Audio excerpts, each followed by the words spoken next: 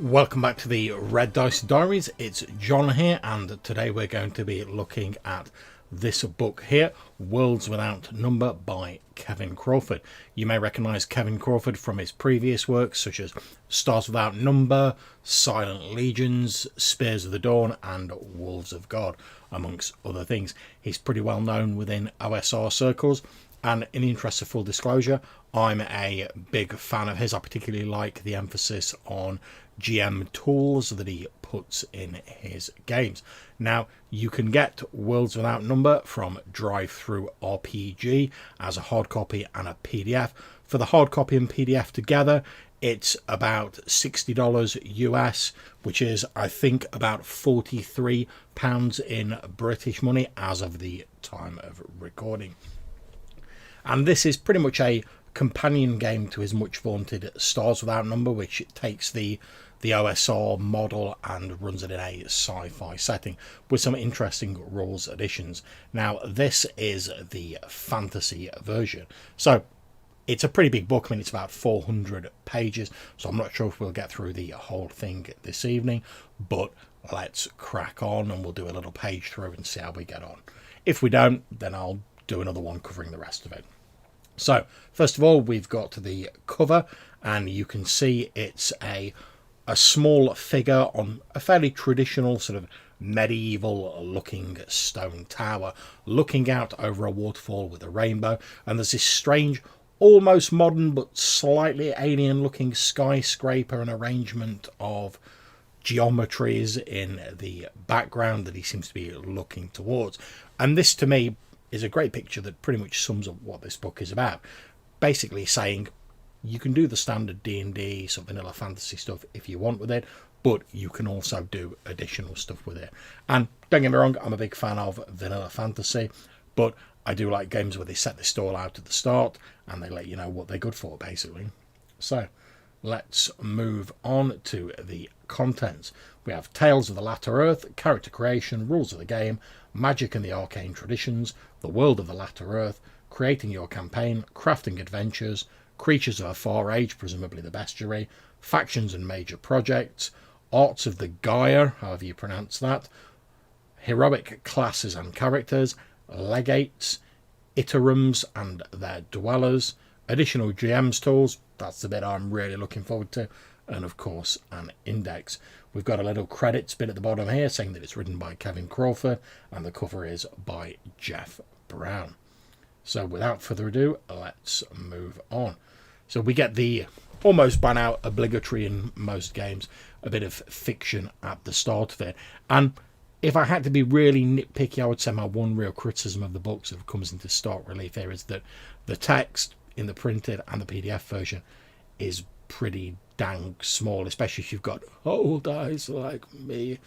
But I can see why they've gone for a slightly smaller font because, like I say, it's still 400 pages. There's a lot to cram in there. So I suppose they didn't want to make the book larger and pass on extra costs to the consumer. So I can sort of see the logic behind it, but still it does make it a bit difficult to read. And you'll probably notice me leaning forward and squinting at my screen a little bit as this goes on. That's why. So we're told at the start of this fiction, the stars gutter and the skies fade. The earth grows weary with years. Ages of men and of outsiders have ascended and been forgotten, and only the bones of their cities and the dust of their dreams remain upon this tired world. The legacy of their laws is woven deep now, the edicts of dead gods and fallen sorcerer kings, made to trace patterns of power we no longer understand. We are heirs to their unseen empire. So I'm not going to go through the whole of this bit of fiction, but it's nice and descriptive, if a little flowery for my taste, but it's already sort of starting to put out that like Numenera sort of style vibe to me, you know, where it's ostensibly fantasy, but it's some far future version of our own world where numerous empires have risen and fallen, and we're at some vastly far point in time where the world has changed almost beyond recognition. I might be wrong, but that's the vibe I'm getting at the moment. So I'm going to move on from this to Heroes of a Twilight Age. And this is where the author sets out his stall, describing Worlds Without Number as a fantasy role-playing game set in the far future of Latter Earth. So, yeah, it sounds like it's our world or a version of it. Innumerable eons of history have passed, an unfathomable arcane evolution. The players take up the role of adventurers in this fading age, raising sword and sorcery against the foes of humanity and obstacles that hinder their own ambitious aims. So, getting together an adventuring party in a sort of standard D&D style, but in this strange far future setting. We have a paragraph here called "What do you do in this game?" And it tells us that the characters are assumed to be budding adventurers who have particular talents suitable to a life of daring exploration, battles, or ruthless intrigue. They're skilled and capable practitioners of their various specialities. Obviously, this is going to be based on the OSR system, so it's going to have classes, levels, all of that good stuff in it. More experienced and skilled heroes have less to fear from an unlucky spear thrust, but even the most hardened hero must be wary of a quick death when facing numerous foes. So we're getting a sort of flavour here that it's going to be very much in that OSR tradition of no matter how powerful you become, there's always something more powerful, and you can always just get unlucky and end up meeting an unfortunate end because of it. We then have a section called "How does this game play?" And we're told it's based on the old school Renaissance rules chassis, which we know is based on D&D. The system in Worlds Without Number has received years of effective use and playtesting in the form of the compatible sci-fi sister game Stars Without Number that we mentioned earlier, which I'm a big fan of. And the author is confident that the rule system is solid because of that. The actual mainstay of the rules tweaks they've made to the standard D&D chassis have been road tested, so to speak, and it's just been refitted for a fantasy game. we get a bit of a breakdown on what the sort of OSR style of gaming is, which I'm not going to go into too much detail because there's loads of videos out there talking about what is the OSR. It's a conversation that's sort of going around and around for many years, but it's nice to see the author sort of staking their claim, so to speak, and saying, yes, this is an OSR game. Here's what we think an OSR game is as far as the authors are concerned. It talks a little bit about sandbox play, so exploring freely and discovering this world.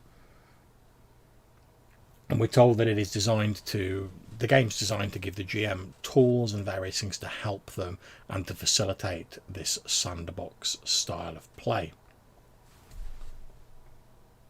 So we move on to a section called character creation. The first step is to roll up a player's character. And we get a little description of what we need to know here. And we get a little box out. And this will be pretty much familiar to anyone who's played D&D. We get a box out called Legates here.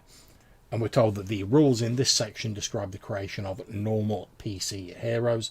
They might be gifted swordsmen, wizards, etc. But they're fundamentally normal human beings as far as the setting goes. They lack the link with the legacy, which is this sort of overall sort of schema and sort of pattern behind reality that allows you to use magic and stuff like that, that makes for the superhuman powers of a legate. In the example campaign world of the Latter Earth, a heroic PC can hope to become a legate only after reaching the peak of their potential. So this is when you effectively become like super powerful, and it puts me in the minds of the like Immortals rules out of old D&D. You know, once you've reached the peak of human agility, fitness, whatever you want to call it, the peak of human power, then you sort of go beyond and you become something else. And it basically says in other campaign settings, superhuman heroes may not exist at all. In a sword and sorcery pulp setting, it might not be appropriate, but apparently there are rules later on in the book if you want to like start off creating these superpowered characters, or legates as they're called. Nice bit of full page artwork there. Cloaked figure looking at a cliffside city. We then have a summary of character creation, which is rolling your 6 attributes or assigning them, marking down your attribute modifiers. You pick a background from the list on page 11. You decide whether to roll for additional skills or pick them. If you pick skills, you get 2 more skills from the learning table from your background. If you're not sure what to pick, just take the quick skills listed in advisors. That's pretty cool. If you're used to the game, sorry, you're not used to the game, there's quick options to get you into the game very quickly. If you choose to roll for your skills, you can roll up to 3 times. So there's a bit of an advantage for picking things randomly, but obviously you may not get what you want. Choose your class from the starting classes on page 18, representing the talents that are most relevant to adventuring lifestyle. If your hero isn't well described by warrior, expert, or mage, then you can choose the adventurer and mixed classes. And this is a concept that is pretty much straight out of Stars Without Number, although the names are somewhat different. Obviously, you've got your warrior, skill in combat. You've got your expert, which is like your rogue / skills-based character. You have your mage, which can service as both your magic user, your cleric, anyone who has some arcane or sort of supernatural powers. But if you, instead of having multi-classing, if you don't want to go for dedicatedly for one of these classes, you can pick the adventurer, which allows you to basically be like half one class and half another. So you get some of the abilities out of both classes, but you're not as good as someone who'd specialise, but you're more versatile. That's the trade-off. And I'm a pretty big fan of this because like most multi-classing rules I've seen don't really seem to work as far as I'm concerned, whereas this is specifically designed to allow you to have that little bit of variety. You know, if you want to be a swordsman but with a bit of magic, but obviously the penalty is you're not as practiced as someone who specialises. Optionally, if your GM is allowing non-human PCs, you can make your character into one such creature by spending a focus, which are sort of like feats. They're powers you pick at certain levels on the appropriate origin focus. So here, effectively, you're picking a focus to represent the fact that you have a non-human upbringing. Non-humans are described in the bestiary, starting on page 280. Note that not all campaigns allow non-human PCs. Now pick one skill of your choice to reflect your hero's outside interests, natural talents, hobbies, expertise, or other personal focus. If you've chosen a mage class or chose to be an adventurer with partial mage, You need to pick a tradition for your sorcerer. These are listed on the magic chapter starting on page 60. You might be a full-fledged high mage, necromancer or elementalist, or you might be an adventurer with only like a sort of partial leaning towards one of these. If you're a full high mage, elementalist or necromancer, or a partial in 2 of these, you get to choose 4 starting spells from your class's first level spell list. Partial mages pick only 2. So there's the trade-off. Record these on the back of your sheet. Roll your maximum hit points and add your constitution modifier to a minimum of 1 hit point. The dice you roll depends on the class you choose. Warriors roll 1d6 plus 2, experts roll 1d6, and mages roll 1d6 minus 1. Adventurers use the tables on page 21, depending on which partial classes you took. If you lose all your hit points, your PC will be mortally wounded or slain outright. So there we go, we've got a nice little summary there, and I think it's pretty cool that they've got that straight from the get-go.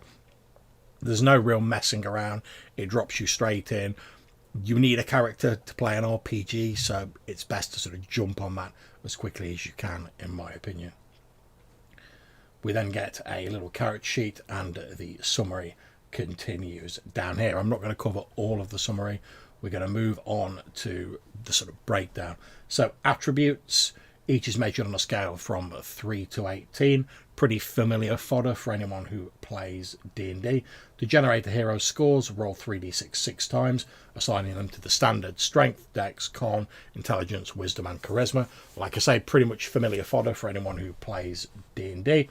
We're told clement GMs may optionally allow people to sort of choose these attributes or have points to be spent, etc. And there's a couple of little notes on how you can do that. We get a table which breaks down what the various abilities are for, and then we get a table telling us what our attribute modifiers are. So if you've got an attribute score of 3, your modifier is -2, 4 to 7 it's -1, 8 to 13 there's no modifier, 14 to 17 it's +1, and 18 it's +2.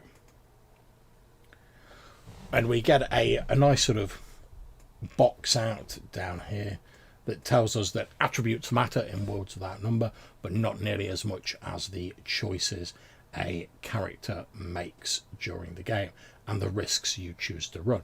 A good strength roll can give your PC an aptitude for swordplay, but poor judgment will result in the end of your character, pretty much. Which, yeah, that's certainly been my experience in OSR.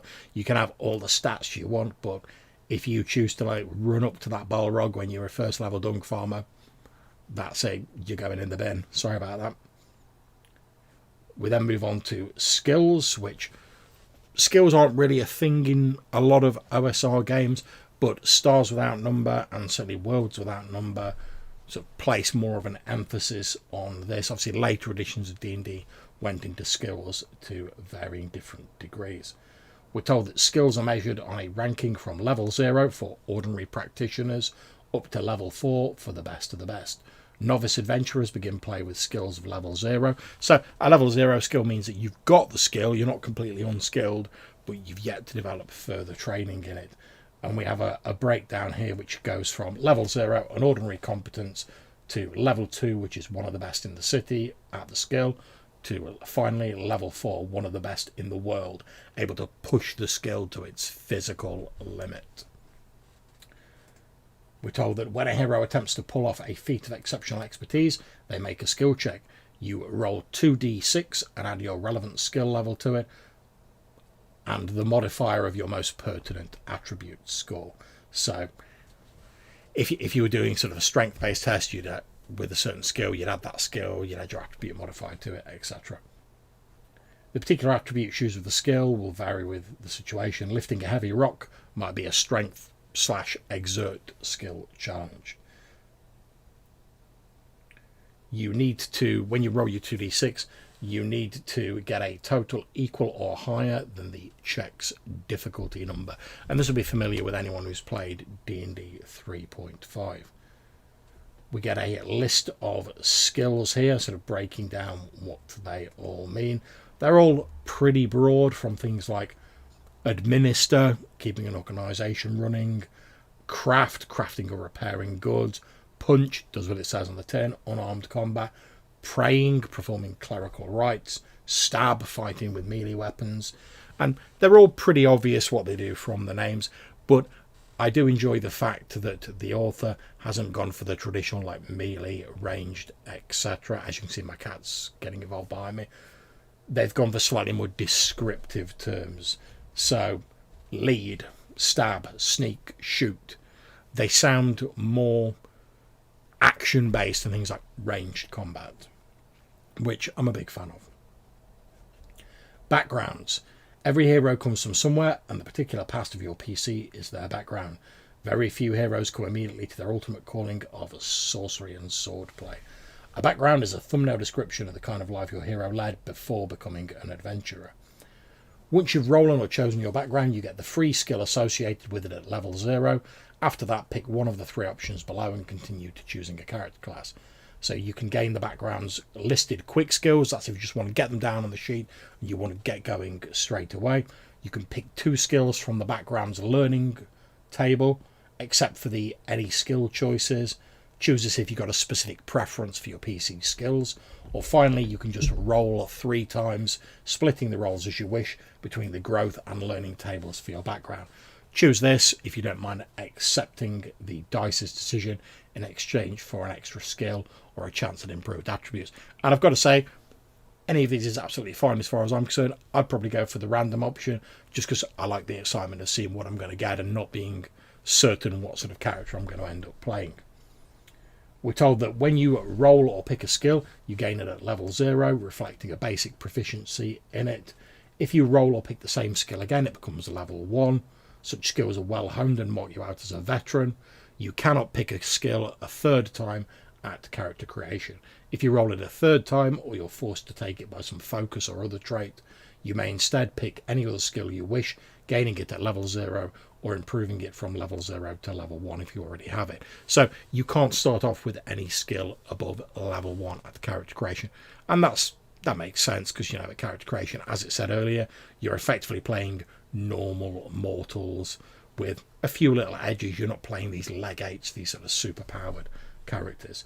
We get a D20 table here covering the various backgrounds from artisans to nomads to peasants, all the way up to thugs, soldiers and wanderers. And then we get a breakdown of the backgrounds.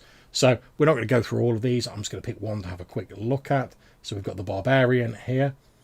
We're told that your people were counted savage, even in a world as brutal as this one. Primitive hill tribes, jungle tribes, stuff like that. You know how to live without the comforts of a softer and more pacified people. The free skill you get for this class is survive at level 0. If you take the quick skills, you can have any combat skill at level 0 and you get notice at level 0. And then there's the growth and learning tables here that you can roll on if you want to go for that particular option. And you can see we've got all the various backgrounds here. And they offer, in my opinion, a good sort of spectrum of the like traditional fantasy sort of roles that you would expect people to have. We then move on to choosing a class. And again, this will be familiar to anyone from D&D. Your class is what sort of flavour of adventurer you're going to be as the game progresses. There are 4 classes available in the game. You should pick the one that basically leans towards the area that you're interested in. We're told experts are masters of non-combat skills, stealth, medicine, diplomacy, stuff like that. Mages include not only classical wizards, but those who rely on supernatural powers for usefulness, like magical healers, aesthetics, clerics, stuff like that. Warriors fight using sword, bow, or various other means. And finally, adventurers, as we said earlier, are the class for people who want to sort of take half and half. Basically, they want to take a few bits from one class and a couple of bits from a secondary class. They want to be a bit more versatile, but again, as I say, you pay the price in that you're not as focused or as strong as a focused practitioner. We have a breakdown of the expert here. You can see you get a list of how their hit dice increase, their attack bonuses go up, And you can see that at various levels here you get to pick focuses. So at first level you get to pick one of any type of focus and one expert focus. At level 2 you get to pick another focus. Then you get one at level 5, level 7 and at level 10. We're told that the class ability is Masterful Expertise.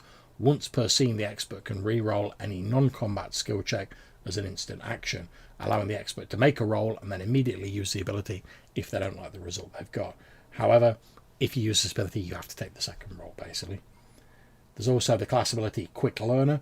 When you advance a character level you gain an extra skill point, which may only be spent on gaining or improving non-combat skills. So as you advance in level you're going to be racking up these non-combat skills. We move on to the Mage, a wielder of arcane power and magics. Every mage belongs to a particular magic tradition, one which describes the nature of their powers and the breadth of their capabilities. Not all involve necessarily classical spell flinging. Some are much more physical in nature, so like your monks and stuff like that. Whilst we're told while spells and occult powers are impressive, they tend to come at a cost. A mage must spend so much time focused on their training, they have little time to master other arts. And if we look down here, we can see that their hit dice are fairly poor, their attack bonus is fairly poor. They still get to pick focuses at pretty much the same rate as everyone else though. We're told that their class ability is the Arcane Tradition. They pick a magical tradition to represent their occult powers, as listed in the magic chapter later on. The tradition may give them a number of additional benefits and restrictions. We then move on to the Warrior, which pretty much does exactly what it says on the tin. You know, fighting whether with sword, whether with bow, or whether with fists, or whatever. They have class ability Killing Blow. Whenever they inflict damage with any attack, spell or special ability, they may add half their character level, rounded up to the damage they have done. So as you go up in level as a warrior, you're really going to be like packing that damage in on the monsters. Combined with foci meant to improve your shock attacks such as Arms Master, Close Combat or Shocking Assault, this ability ensures that an experienced warrior will almost always kill any ordinary human soldier or minor monster regardless of their attack roll. So yeah, you can get pretty feisty as a warrior later on. We have a table showing their hit dice, which are pretty good. Their attack bonus goes up by 1 each level and they get the normal amount of focuses. They also have a class ability called Veteran's Luck. Once a scene as an instant action, the warrior may turn a missed attack they have made into a hit. Alternately, they may turn a successful attack against them into a miss, also as an instant action.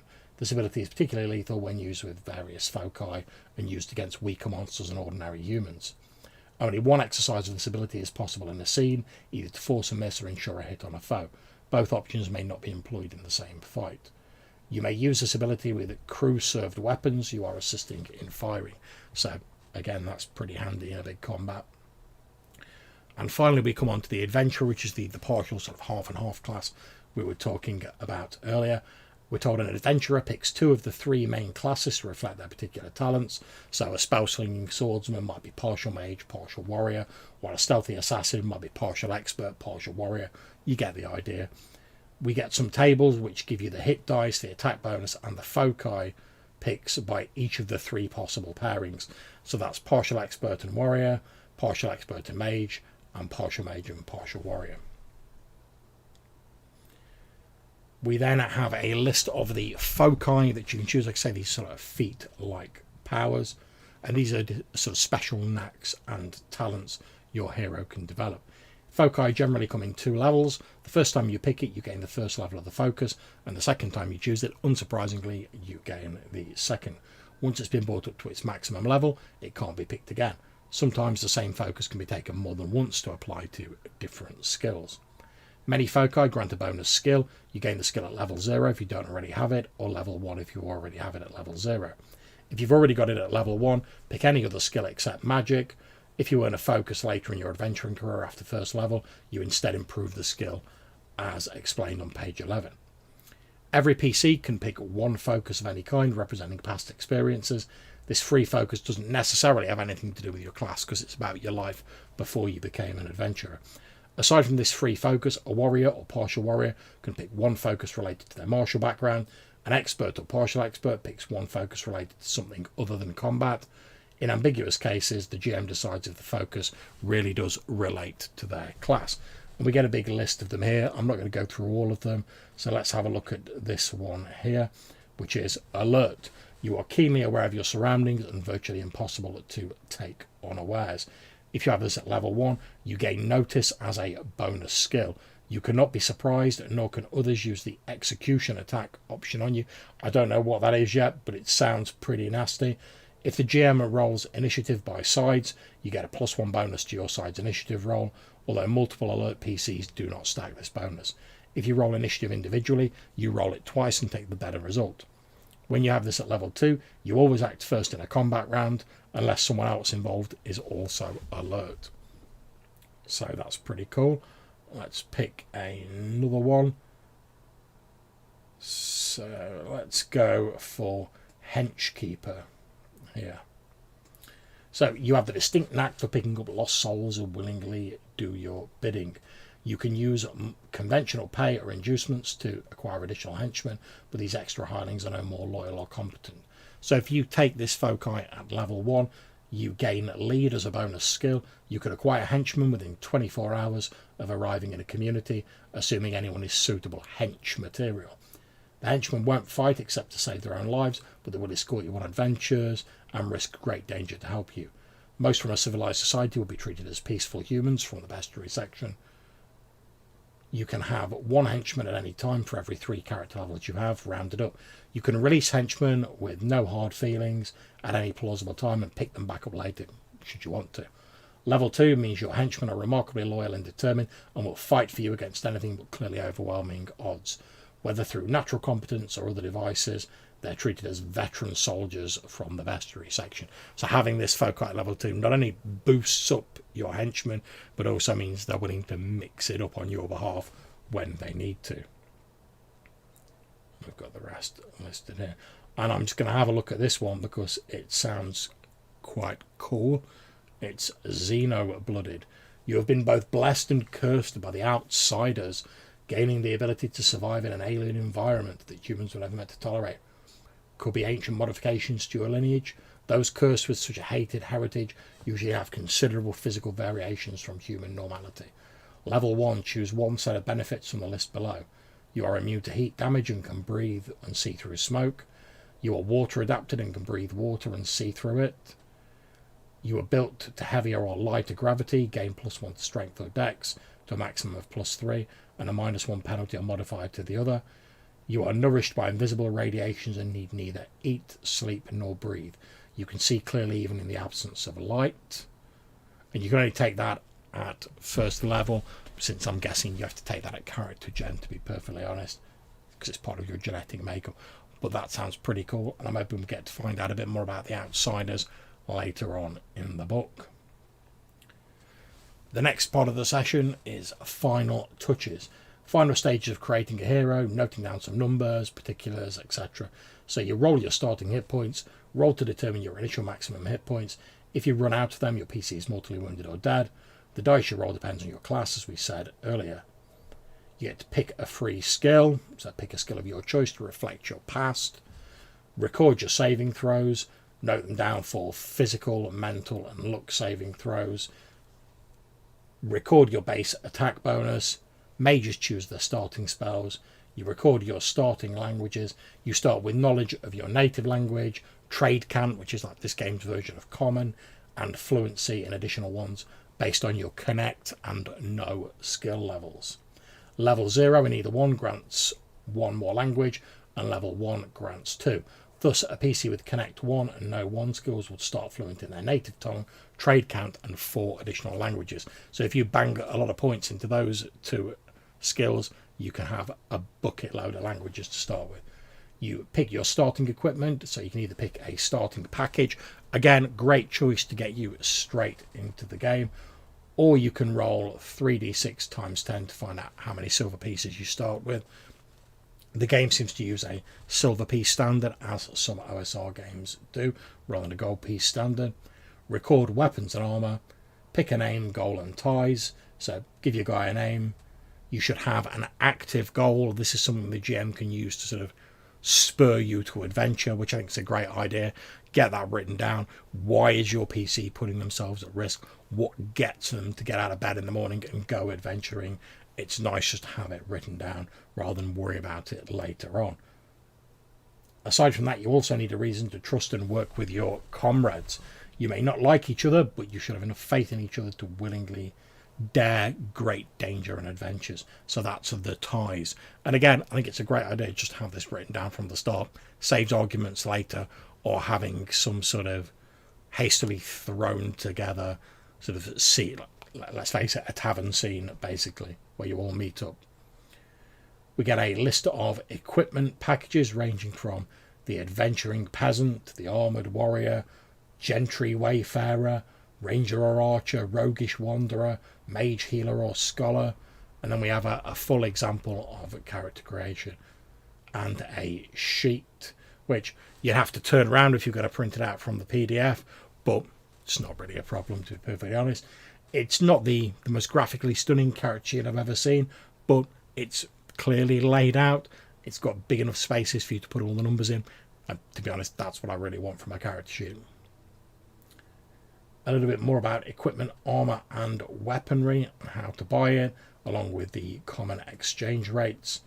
We have the encumbrance rules, and then we have a breakdown of like the traditional gear you can buy, adventuring gear, gear bundles, beasts and transport, how much hirelings and day labour cost, services and living expenses, armour, various weapons, and then we go on to the rules of the game. So there are a few basic systems in the rules that every GM and player should understand. Skill checks, which we mentioned earlier, you roll 2d6, you add your skill modifier, you add the modifier from your most applicable attribute, and you have to beat a difficulty number set by the GM. If you equal or beat it, you've succeeded. Saving throws are rolled when you try and dodge some dire fate, poison, spells, traps, etc. Obviously, combat is a little bit more detailed, and they'll go into that later on. But those are the three main systems, effectively. It's a skill check, if it's something you're actively trying to do that's not combat. It's a saving throw, if it's something you're actively trying to avoid. Or it's full-bore combat rolls, if you're mixing it up with the bad guys.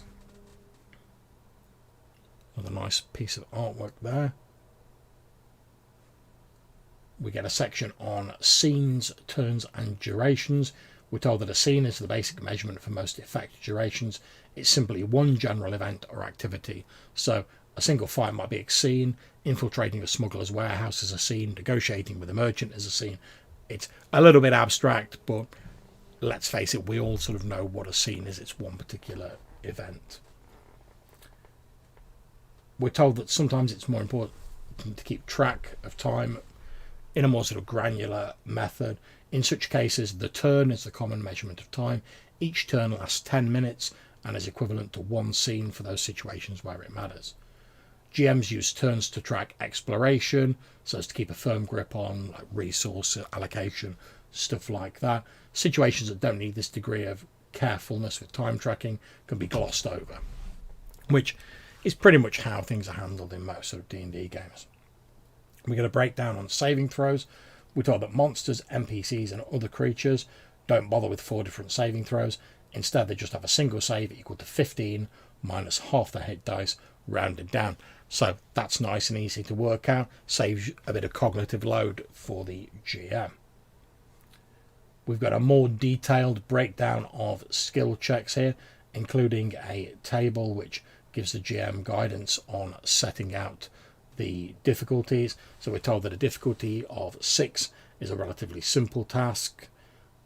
10 is something too difficult to be expected of anyone but a skilled expert, and even then they might fail. And we're told that 14 plus, only a true master has any chance of achieving this, and even then they're probably going to fail. So nice and clearly set out. There's some guidance on when to call for a check. We're told that if a PC wants to lend a hand to another player, they can do this. The player first describes how they're going to actually help out, so building up a narrative around it. If the GM agrees their effort makes sense, the player rolls a relevant skill check against the same difficulty. If they get a success, the PC they're trying to help gets a +1 bonus on their roll.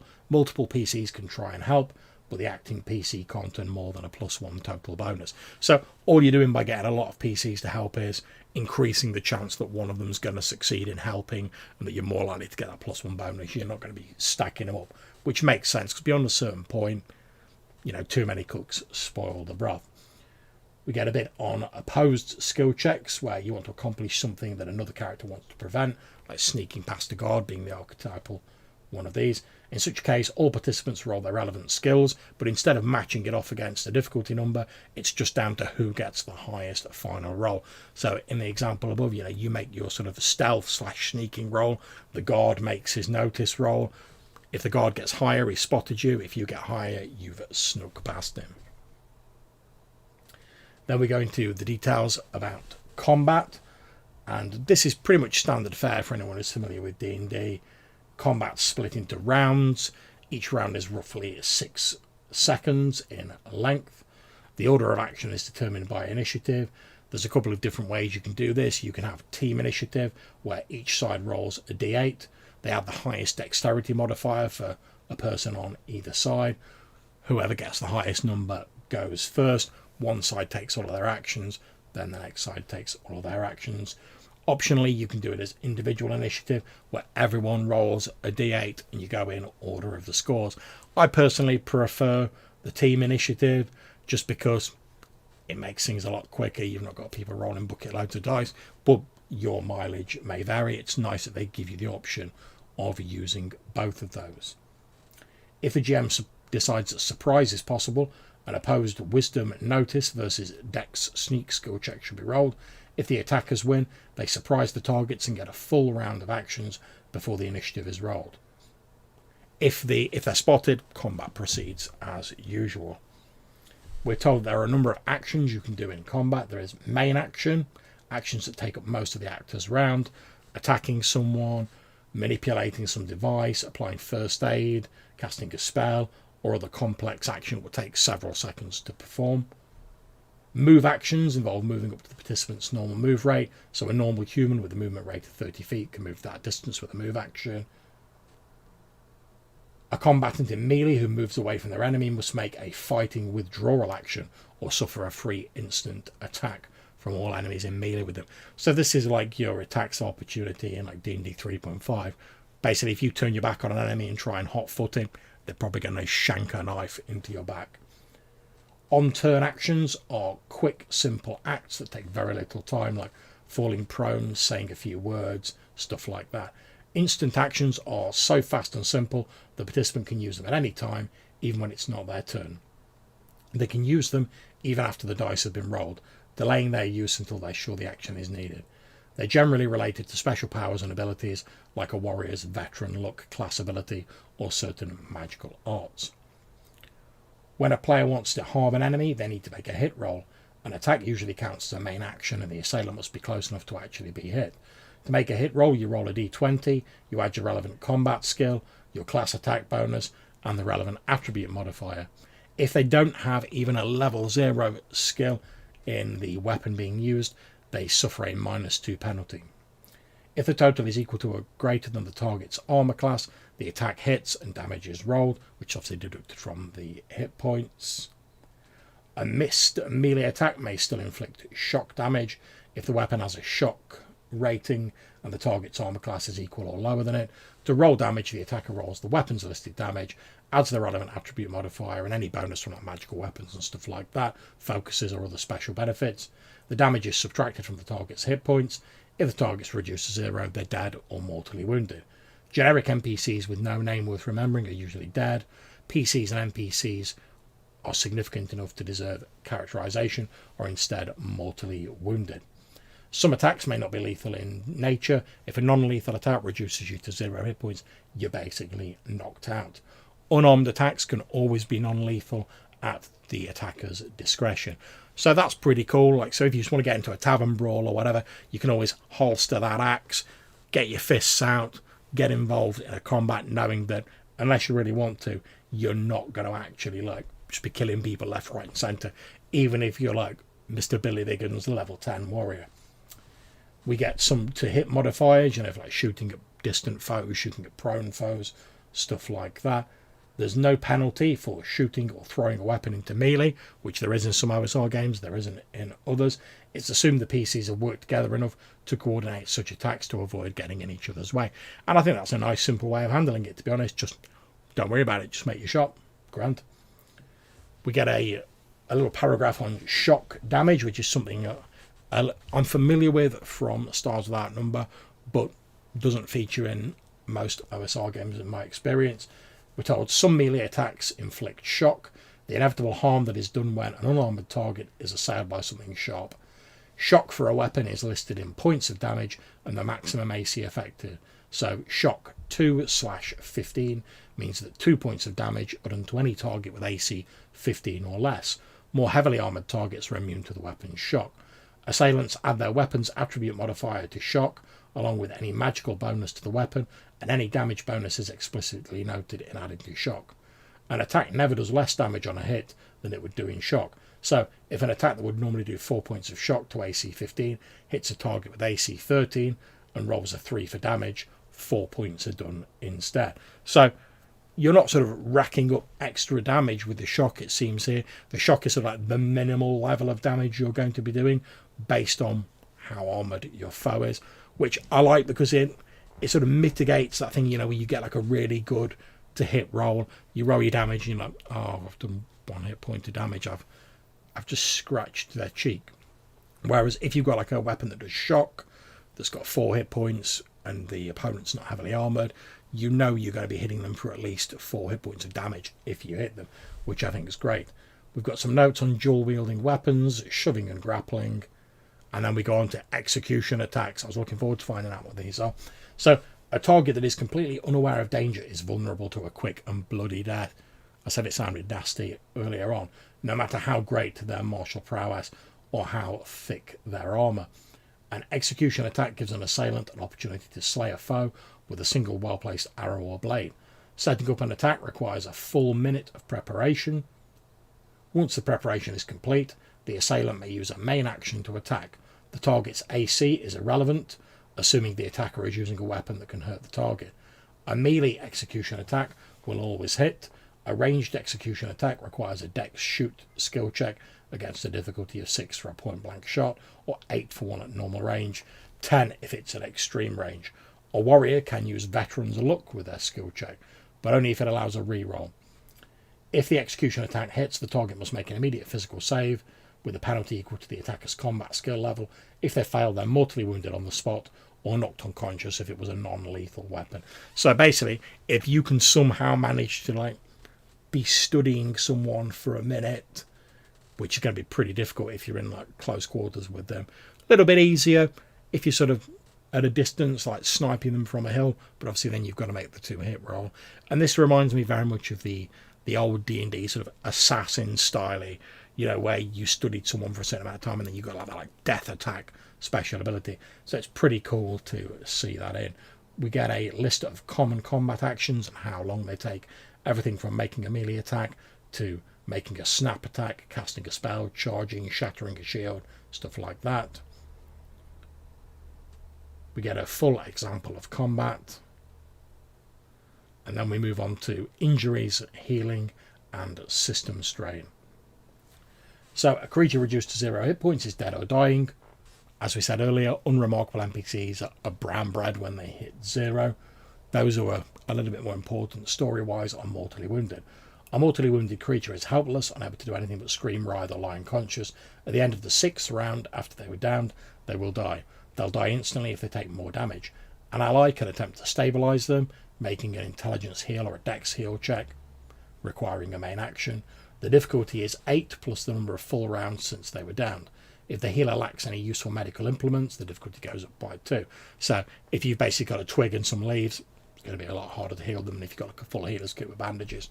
Makes sense. Once stabilised, the target recovers with 1 hit point after 10 minutes of rest and can rise and act normally thereafter. They count as frail, however, and will remain frail until they've had at least a week of rest. Frail PCs cannot heal damage through natural healing and will die immediately if brought to 0 hit points again. So you're not going to be yo-yoing up and down with this healing. You've got like your one chance to get back up and then probably like limp to cover or like get yourself out to dodge. Otherwise, if you get tagged again, that's it. You are down for the count. Natural healing.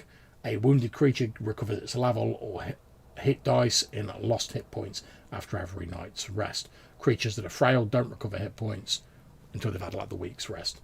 Magical healing gets a bit of a description here.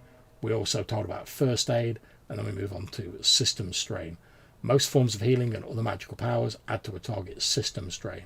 It's a measure of how much stress the target's body is under and how it's been taxed by magical energies. A character's maximum system strain is equal to their constitution attribute. So someone with constitution 13 has system strain 13. This strain is usually lost at a rate of 1 point for every night of a good, refreshing sleep. Healing often adds to a target's system strain, whether as first aid or as the effect of some magical power. If the target's already at its maximum system strain, it can't handle additional stress and gets no benefits from attempted healing. So again, this is just to basically stop you from just shazamming all that magical healing down and people yo-yoing up and down. Oh, I'm dead, now I'm healed, I'm dead, now I'm healed, etc. Because once you hit that system strain threshold, you cannot get any benefits from any magical healing until you've naturally allowed the system strain to bleed off. I know we've used this in Stars Without Number, but I don't particularly recall how well it worked in play. I don't remember thinking, oh, that was rubbish, so I'm assuming it works pretty well. But again, if you're sort of, I suppose that only really comes into play if you're sort of going into like really dedicated, hard fights constantly without time to bleed off the system strain. We get some information on poison and diseases, falling and other hazards, and then we move on to talk about overland travel. We're told PCs can generally travel for 10 hours a day in most seasons, the rest being absorbed in rest, camp construction, etc.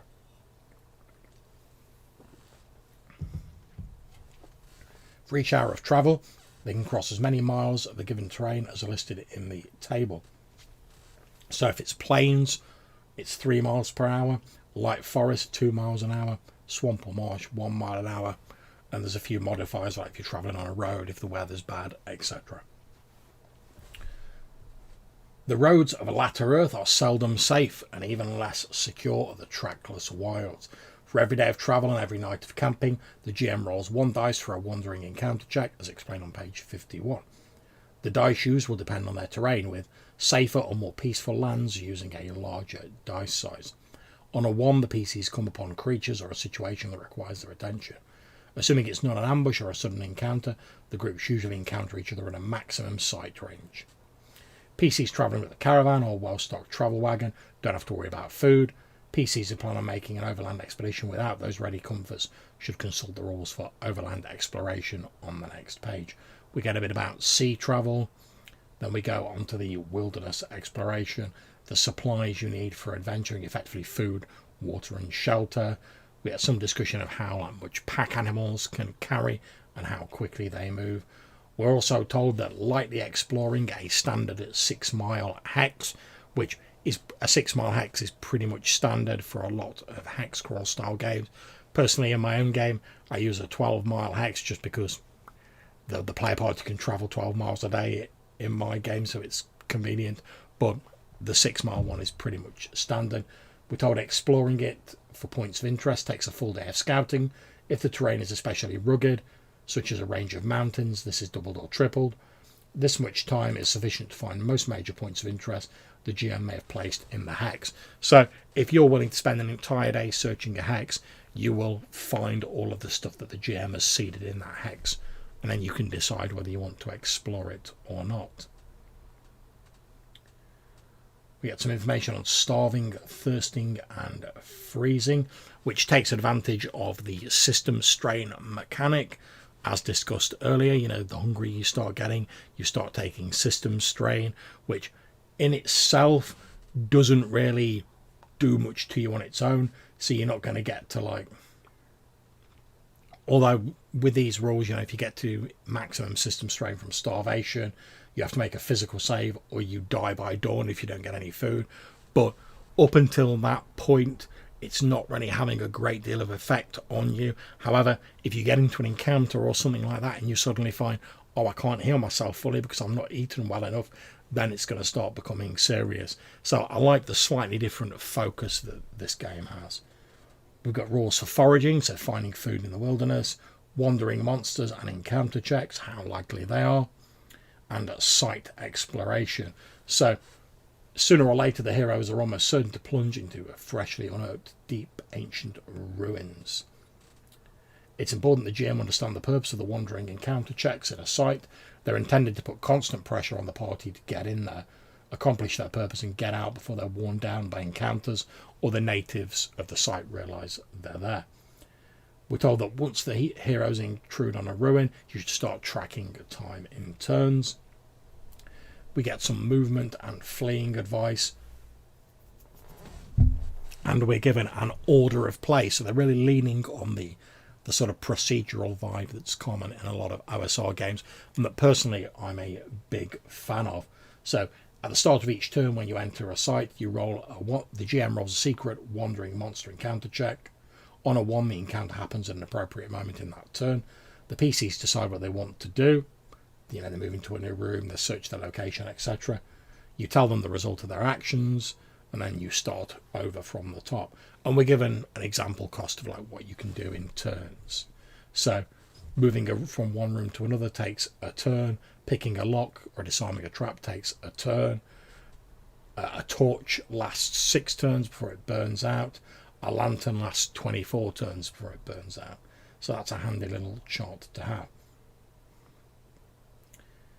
We're given various procedures for traps, etc., wandering encounter checks, when you should roll them. And that depends on how organised the site's defenders are. So we're told on a site that's alerted to the PC's presence, that has organised defenders, roll every turn. If it's a hidden area or a concealed chamber unknown to natives of the site, no check needed. If it's an abandoned or disused site, once every 6 turns.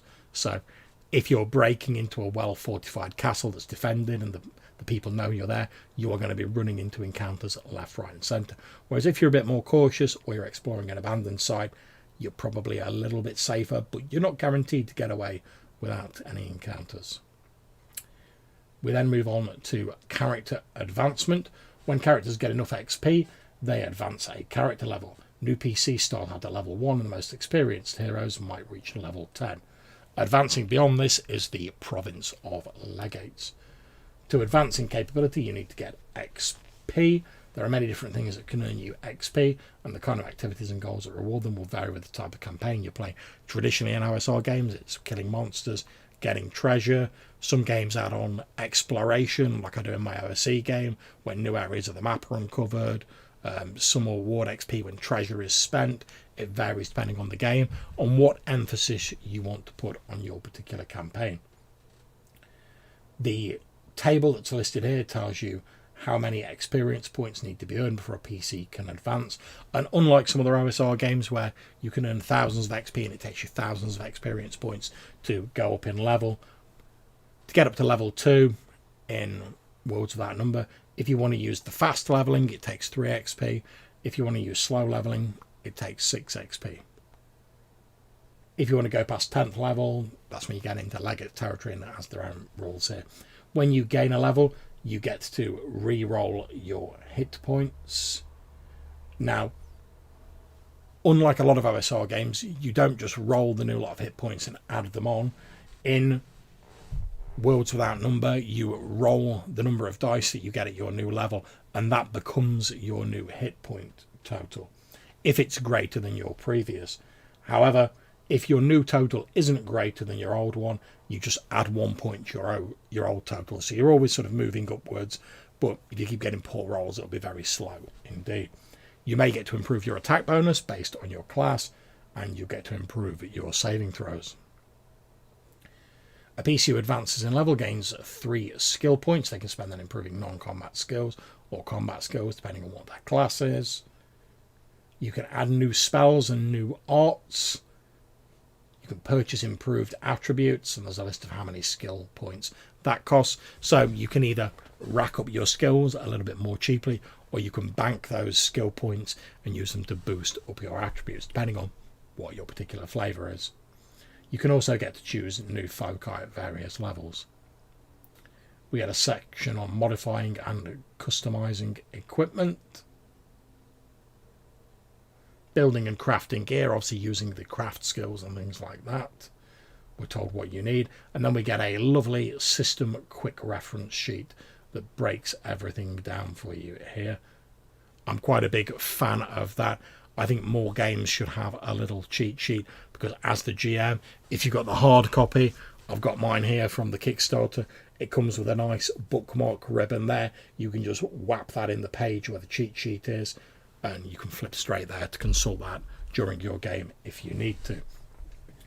We move on to magic and the arcane traditions.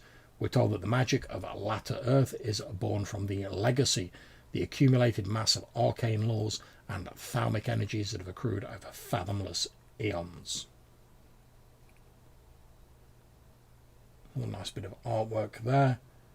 The ancient invocations and sorceries of yore are known as spells, each one ranked in power from level 1 to level 5. So 1 being the weakest, 5 being the most powerful. The common corpus of ancient spells is known as high magic, a collection of different invocations that have all been inherited from the deepest past. A separate body of sorcery known as new magic exists in the form of jury-rigged enchantments cobbled together out of the current very limited understanding of the inner workings of magic, I suppose. In this book, a collection of several dozen high magic spells are recorded. They're by no means the only spells that exist. High magic is extremely powerful. While the effects are rarely long-lasting, even the weakest spell is capable of killing people outright, enslaving thoughts, or conjuring convincing illusions. Preparing and casting spells. Each high magic practitioner must first learn a spell before they can cast it. They might be taught by a mage who already knows it. They might learn it from a scroll or something like that. It requires 1 week per spell level, less 1 week per level of the learner magic skill. So the more magic skill you've got, the quicker you can pick up new spells, basically. A mage must be able to actually cast it in order to learn it. Once they've prepared their spellbook, they have to perform the necessary attunements to prepare the spell for casting. The number of spells a mage can prepare varies with their experience levels, from as few as 2 or 3 at first level to as many as 12 when at 10th level. We get some details on how much effort it takes. So we talk about arts, which are special magical techniques and abilities taught by particular magic traditions. And from my earlier sort of very quick flip through of this, arts are basically a way of magicians, sorcerers, whatever you will, having a little extra tricks and things they can do. So when they've run out of spells, they're not just like, well, that's me done, boys. I'm just going to hide behind you until the adventure's done. Arts are fueled by effort, which represents your available focus and magical energy. The effort is separate from the power used to cast spells, and a mage who has exhausted his spells for the day might still have effort left. So it's not an endless resource, but you're not going to just like run out of effort. You have to commit it to various things, but once it's all committed, you're going to have to cancel some of your effects before you can do a new one. Using effort requires it be committed, as we've just said. You can commit effort for a day to trigger powerful arts. 1 point of effort is invested in the power and returns the next morning after the mage is at a rest. You can commit it for the scene to trigger more modest abilities. 1 point is invested in the power, but it returns as soon as the scene ends. And you can commit effort indefinitely to activate a persistent, lasting ability that keeps active as long as you keep 1 point of effort committed to it. You can reclaim the effort at any time as an instant action, but that ends the ability. And we get some details on like dual partial mage traditions. And that's basically if you want to take the adventurer class, but you want to take 2 different types of spellcasting class, because the setup for that is a bit different than if you like part swordsman and part spellcaster. We get a list of spells split by level along with their effects. It looks nice and simple and easy to understand. We then get basically like a little sort of a splat breakdown for the various types of traditions. So we get high mages, which are the standard. We're told how many arts they get, what sort of spells they get. the benefits they get, such as magic as a bonus skill at level 0 or level 1. Every high mage is well educated. They can cast high magic spells. They have a number of arts dedicated to improving their use of incantation. So this would be like your meta magic feat equivalent from like D&D 3.5 and stuff like that. We then move on to a list of the arts of the high mages. I'm not going to go through all of them, but let's just take a look at a couple. So empowered sorcery. If you commit effort for the day as an instant action, you can re-roll any variable dice roll associated with the spell's effect. So, you know, if you don't get enough damage out your spell or whatever, you've got empowered sorcery and effort committed for that, re-roll them dice. We also have retain sorcery. Commit effort for the day as an on-turn action. After casting a spell, it does not count against your casting limits for the day. You can use this art no more than once per day. So that's just a way of sort of cheekily getting an extra use of a spell. And they're mostly based around like meta magic-y stuff here. And we're given a little sort of box out on how you can use high mages in other worlds to represent people manipulating spells and how you would like to flavour it for your own particular campaign. We get spells of the high mage, all listed there. I'm not going to go into detail on all of these. Most of these will be pretty familiar to anyone who's played D&D. We then go on to the next splat, which is elementalists. It's pretty much what it says on the tin, to be honest. You get magic as a bonus skill, you get various arts, etc. You get elemental resilience and elemental sparks as part of your basic training, and you get to pick one additional art. So, elemental resilience, you are unharmed by mundane extremes of cold or by heat, less than that of a furnace. Elemental spark, you can conjure petty amounts of flame, water, ice, stone or wind for like lighting candles, setting bales of hay on fire, stuff like that, which is pretty cool. I mean, it's all cantripy stuff, but pretty cool. Additional arts allow you to further manipulate varying degrees of the elements. We have another box out about how it could be used in your own world. And then their specialist sort of magic spells. We have healers. Again, it's pretty obvious what they do. However, the healer class only actually exists as a partial mage class. So you can't be a dedicated healer. You have to be a partial healer and something else, which is an interesting choice. I'm not really sure why that is, but it's interesting. I mean, perhaps the healing magic just isn't as powerful as other magic in terms of like the raw sort of stuff it can do. So it's nice to have a little bit of something extra under your belt. But I'll have to see how that shakes out in play to sort of like give any judgment on that. But it's certainly interesting. Healers don't learn how to cast spells. Instead, they focus on their special arcane healing arts. Wielding them normally requires nothing more than touching the target and concentrating. The process is direct and simple enough to perform, even when burdened by armour or carrying a shield. They're normally quite subtle and don't produce viable or audible indications of their use. Hello, Chambers of Roleplay. Thank you very much for joining us in the chat. And then we get the arts of the healers, which are pretty much all to do, I'm sure you'll be surprised, with healing and sort of purging diseases, reviving people who have fallen, stuff like that, increasing the speed of your healing, stuff like that. And again, a box out about how you can use healers in various different campaign modes. We then have my personal favourite, no surprises to anyone who knows me, necromancers, which are basically all about raising the dead, as you would expect, and undead. But there's an interesting little twist, which I really love in Worlds Without Number. And basically the twist here is that apparently, whether you believe this or not, at some time in the past, humans were functionally immortal due to the legacy, but something either was purposely done to it, perhaps by spiteful outsiders, or perhaps the hubris of man, who knows, and the legacy has sort of gone wrong, or it's been corrupted, and that's when people started dying. The necromancer basically taps into this sort of idea of what the legacy used to do. Yes, that's right, Cadaver Elite, all about them spooky lads.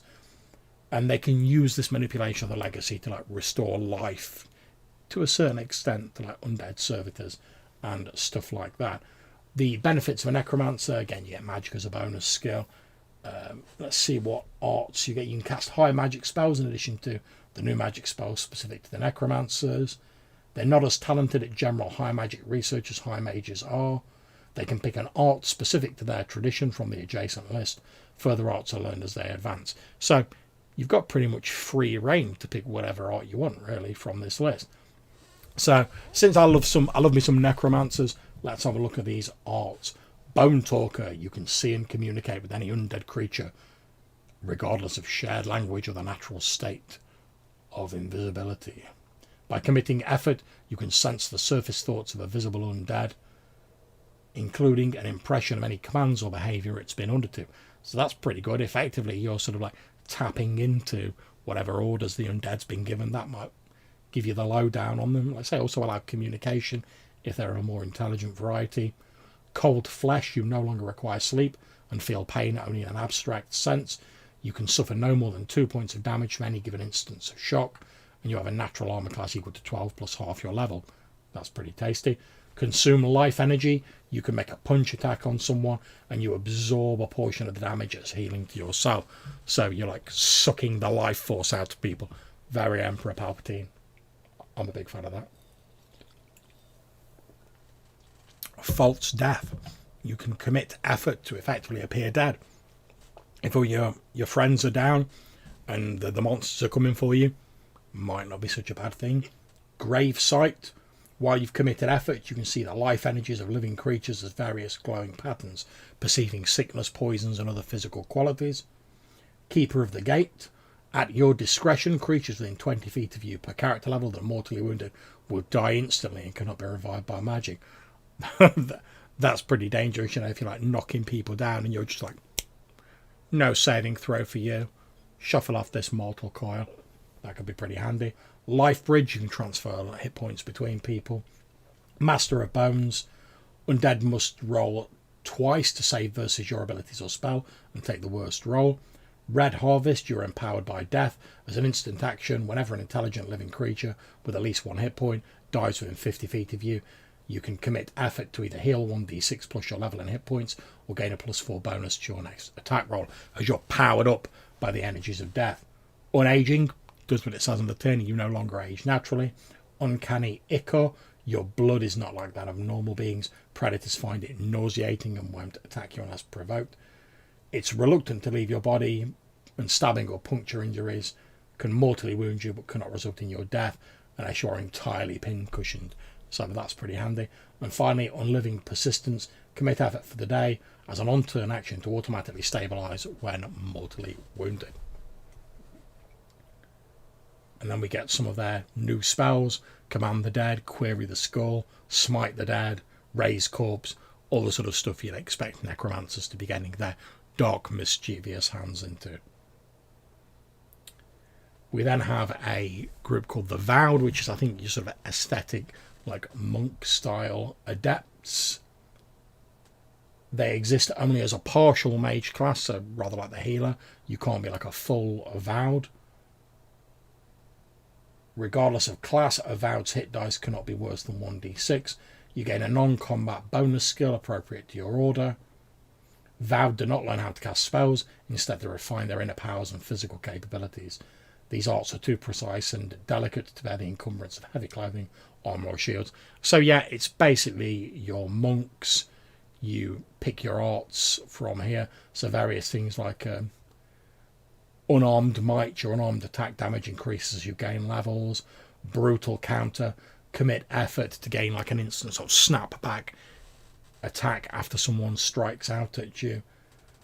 Revivifying breath, commit effort to like heal yourself for d6 hit points plus your level. Excuse me. Shattering Strike, commit effort for the day and take a full round of motionlessness to prepare. On the next round, your unarmed attack can shatter a wooden door, wooden wall or other similar object. So Kevin Crawford's going for like the full sort of Kung Fu Panda style martial arts here. We get a section on developing new spells, which is similar to spell research in most OSR games. Good to see that in there. Building magical workings.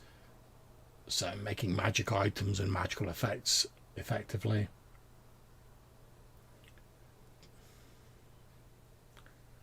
And then we go on to a section called the World of the Latter Earth. It's unknown in its whole. Some sages would go so far as to say it's unknowable due to the existence of Iterums, which are sort of like weird, like alternate pocket dimensions or realities that are sort of connected to the main one. We're told to begin a campaign in the Gyre. A new GM should take the following steps. Read this chapter, choose a campaign flavour, pick a suitable nation or location, create the introductory adventure, and then round out background details. And we're told it's suitable for a wide range of campaign styles and flavours. Some examples are given, like classic dungeon crawling, wilderness exploration, pulp sword and sorcery, steampunk, court intrigue, fantasy Wild West, now we're talking, and domain play. And we get a lovely map here of that area. We get a background of history in the Gyre, and this is all pretty detailed stuff, so I'm not going to go into this in great detail. We get a timeline, getting some lovely art. Then we start getting details on the different places, and for each one we're given the population, what sort of government there is, what the ongoing problems are in the area, appropriate names for natives from that area, and appropriate character concepts for people who come there. So I'm just going to pick one of these at random. Let's pick 𝗧𝗜𝗏𝗧𝗜𝗍. 𝗧𝗏𝗏 is a land lavishly endowed with the trappings of rule. Ancient ruins of the 𝗧𝗏ite Empire lie beneath the foundation stones of Republic-era structures, and atop them stand the palaces of the hegemonic governors that once ruled this land as regents for the Reaping King. We're told that the population is around 1,500,000, with the capital city hosting 150,000, the second largest city in all the Gyre. The government is 101 senators, making laws to be carried out by functionaries. The problems are a senatorial faction wants to increase influence by conquering new districts. Slave traders are furious at their inability to travel in 𝗧𝗏𝗏 with their stock. Presumably slavery is illegal in 𝗧𝗏𝗏. Popular feeling is for war, with backward and wicked neighbours to impose a republican government. We're given some names like Brogimar Damu, Ipon Olor Metom. And we get character concepts like Badlands Prospector, Runaway Foreign Slave, Debt Victim, Aspiring Entrepreneur, Political Party Agent, Ambitious Peasant, Ignored Hegemonic Noble Heir, and Freedom Fighter. And these are all pretty detailed. We get details on the major ethnic groups of the Gyre and their languages. So yes, we've got our trade cant here, which is a language favoured by merchants, adventurers and travellers. It's a pidgin of all the various tongues that are found around the Gyre. So it serves the function of the common tongue in a more traditional D&D game. But I like the fact Kevin Crawford's gone to lengths to make it seem a little bit more likely and a little bit more logical than just sort of, oh yeah, there's just this random common tongue that everyone speaks. In here, in this sort of humanocentric world of the latter Earth, because there's so much trade going on, this pidgin language has developed that everyone sort of knows a bit of in case you have to trade with your neighbours. And that makes a good deal more sense to me. We're told Old Vothian was the lingua franca of the 𝗧𝗏ite Empire, and its subject peoples in the Gyre, gradually supplanting the ancient versions of their own speech. So, fairly common, I suppose, particularly to academics and historians. And then there's various sort of modern languages. We're told a little bit about the various faiths in Gyre. And then we move on to discussion of the outsiders and the Aratus. So we're told that formerly these alien beings called outsiders ruled the latter Earth, and that there were various numerous types of them, more numerous than can be described, and some of them you probably couldn't describe even if you were looking at them. So I'm getting a sort of very like Cthulhu vibe here. They once ruled this world. They've been driven out, or their rule fell for some reason, but there's still pockets of them dotted about. So the outsiders have settled in for like an ages-long occupation, effectively, like I suppose like a Cold War, effectively, if you want to look at it like that. When their rule finally collapsed, whether from their own conflicts, the rebellion of the first Sorcerer Kings, or from some unknowable decision to depart, the remnants left behind were swiftly slaughtered by the avenging human survivors. Those that survived retreated to their best hidden or most strongly fortified fastnesses, there to seethe in bitterness. Outsiders hate humans, makes sense. There are 3 major species of outsider found within the Gyre, along with more than a dozen lesser species that have been identified. And we're told that these are the 𝗧𝗜𝗘𝗦𝗦𝗦, I'm probably pronouncing this wrong, the parasites, known as the stickmen by some. They're an emaciated bipedal 4-armed humanoid species. They have a chitinous plate-like outer integument, 7 long slender talon fingers, and long flat beetle-like bodies. Due to their reproduction method, many of them have incongruous body parts or features from their hosts. So they pretty much implant parasites in a host species, rather like the film Alien. And when the parasite comes out, it's like destroys the host and it's absorbed some of their characteristics. There's the polyps or the sea kings, the seymours or fish devils, are never found far from water.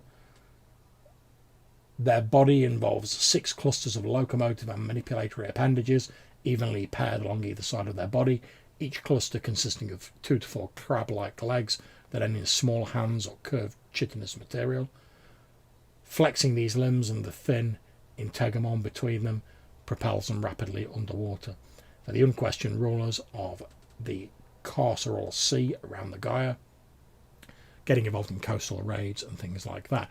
They eat humans, as far as scholars understand. They find humans to be delicious, but the act of eating them is some sort of religious or ceremony for them, I suppose you would call it. Their magic and technology is incredibly sophisticated. And we also have the 𝗧𝗜𝗠𝗘𝗦𝗧𝗔𝗠𝗣𝗦, the ones outside. The folded men are some of the most alien of outsiders. They manifest as human-appearing entities, but their motions are utterly wrong. Limbs jerk in non-Euclidean ways, voices manifest without moving lips, and their walk is a hideous shamble of twitching limbs. This is putting me in mind of like the sort of standard vibe of like, you know, the Men in Black sightings. Whenever like in the real world, whenever someone reports like an alien abduction or something like that, often these weird like Men in Black appear to try and cover it up, but they really sort of behave in obviously non-human ways. So that's pretty interesting. We'll then go on to the apparatus of the outsider. So, despite their control of the surface world once upon a time, the legacy made the process of terraforming the world very difficult. So, an apparatus is basically a sort of small mini area that the Xenos, the outsiders, have terraformed to be more suitable for them, whether that's climate, atmosphere, both, etc. We then go on to talk about Iterums, the echoed worlds. As the legacy holds within the raw descriptive encoding of innumerable possibilities, the application of sufficient energy to its patterns can create splinters of alternate realities. So giving it a bit of a sort of multiverse of madness vibe here. An Iterum is basically a splinter or alternate reality where everything went in exactly the same way as the main campaign world up until a certain point. Then something different happened in an event and it went down an entirely different path. We're told that each Iterum has its own identifying code. The Iterum described in this book is coded as 108 Triumphant Void. And I think this is both a cool way of, you know, if you want to do a dimension hopping game, you can do that with the Iterums in your campaign world. It's also a nice way of saying that potentially everyone who plays Worlds Without Number, their campaign takes place in the same multiverse. It's just different realities, which I quite like. Obviously, you don't have to go with that vibe, but it's certainly an interesting idea. We've got some advice on creating a campaign, and all of this is fairly solid. So it's things like plan the scope of your campaign, plan the, you know, what sort of campaign is it going to be? Is it going to be dungeon crawling, wilderness exploration? How long is it going to last? Is it going to be an ongoing campaign? That sort of thing. Build your backdrops, so sort of give an overall flavour of the campaign that you can sell to people. Assigning tags to sites. And tags are just like little descriptive sort of tags. I can't think of any other way of describing it. It's a little short descriptive phrase that tells you something about a site. Some lovely artwork there. Some sort of strange like tomb structure with sinister hooded, no doubt necromantic people in there. We get a section on planning your work. So this is talking about game prep, and it gives you what it calls the golden rule of preparation. So whenever you're building something, you need to ask yourself 2 questions. Am I having fun building this? If yes, keep going. Happy days. You need to make sure you cover material that you've got ready for your next adventure. If you're having a good time, it's okay to like indulge and prep some extra stuff. If you're not, you need to ask yourself a second question. Am I going to need this for the next play session? Because if you're not, and if you're not having fun doing it, then you might want to shelve it for a little while until you're doing it. Of course, if you're having fun, crack on. That's great. Building your backdrop. Backdrops are created at several different levels. As a GM, you work top to bottom, letting the facts you establish at one level inspire and mould the facts you establish at a lower level. So this is top-down world creation. So each level has certain questions and generation procedures associated with it. The first level is the world. You're establishing some basic global facts about the campaign world. The world might be literal if you're playing in an Iterum of the latter Earth, or you might be running a campaign about dimension shifting refugees, and it might be like a more overall view of your campaign. And we get a list of questions. What is the name of this world for people in your campaign world? Are the natural physical laws mostly the same as our world? Are there any spirit worlds, alternate dimensions, weird planes, etc.? Are there any grand global scale empires or groups that impinge on the campaign scope? How interconnected are the various different parts of your world? And are there any vast global events that have happened recently? And answering all of these questions will give you like a solid grounding for like the upper tier, the sort of wide scale view of your world.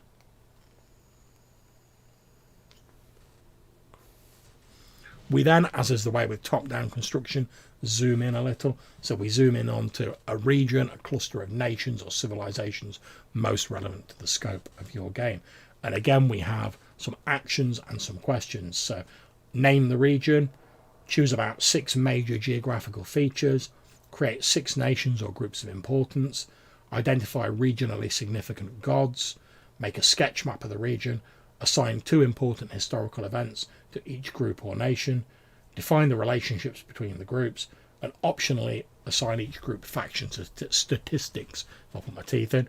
And the faction system is basically a sort of downtime system for determining what NPC factions are doing behind the scenes. It'll be familiar to anyone who's played Stars Without Number, and it'll be detailed later on in the book, so we'll have a look at that then. We then zoom in even further to take it to a lower level. The kingdom level covers the nation or tribal region that best includes the scope of your adventure. So for this, pick a linguistic touchstone and give your kingdom area a name, flesh out its history, decide how it's ruled and identify the ruler, identify the enemies of the ruler, choose 1 or more problems or goals, make a rough map of the area, place ethnic groups and demi-humans, flesh out the society and style of the kingdom and its occupants, and assign local gods and religious traditions. And we have a section here on geography construction, which is basically talking about various things you should keep in mind while making maps. And given that this game seems to have quite a big focus on exploration and hex mapping and stuff like that, it's a pretty cool inclusion as far as I'm concerned. And there's various GM tools like random tables to help determine interesting geographical features. There we go, 1 roll terrain feature details. Nation construction, placing cities, borders, populations, etc. Again, loads of lovely random tables for determining like disputes, positive ties with neighbours, national problems, stuff like that. We get some example themes for nations, and then we move on to talking about society construction. And this section allows you to roll up a society to inhabit the nations you've made. And we get a box out about making playable societies there. And again, some random tables for determining things like typical skin colours in the populace, hair colour, eye colour, stuff like that, typical build of the people, optional physical quirks, the society values, their organisation, their aesthetics, what they find beautiful, what their artwork reflects, which is an interesting thing. You get a similar thing for constructing governments, lots of lovely random tables. And there's a nice 1 roll government details here. History construction.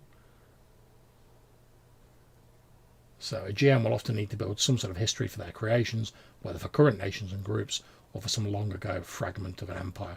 Rather than bog down and endlessly unscrolling timeline of events. It can be convenient to package the past into 4 stages for any groups: origin, rise, peak and fall. And we get some tables for those here. Historical events ideas.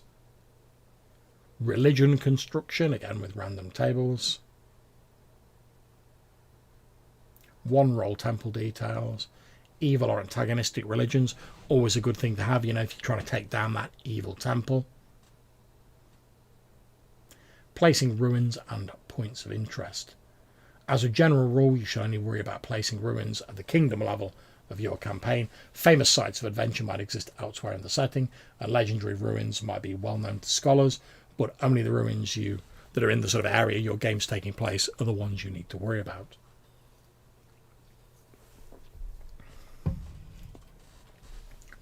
As a rough guideline, start with half a dozen ruins for the average size kingdom.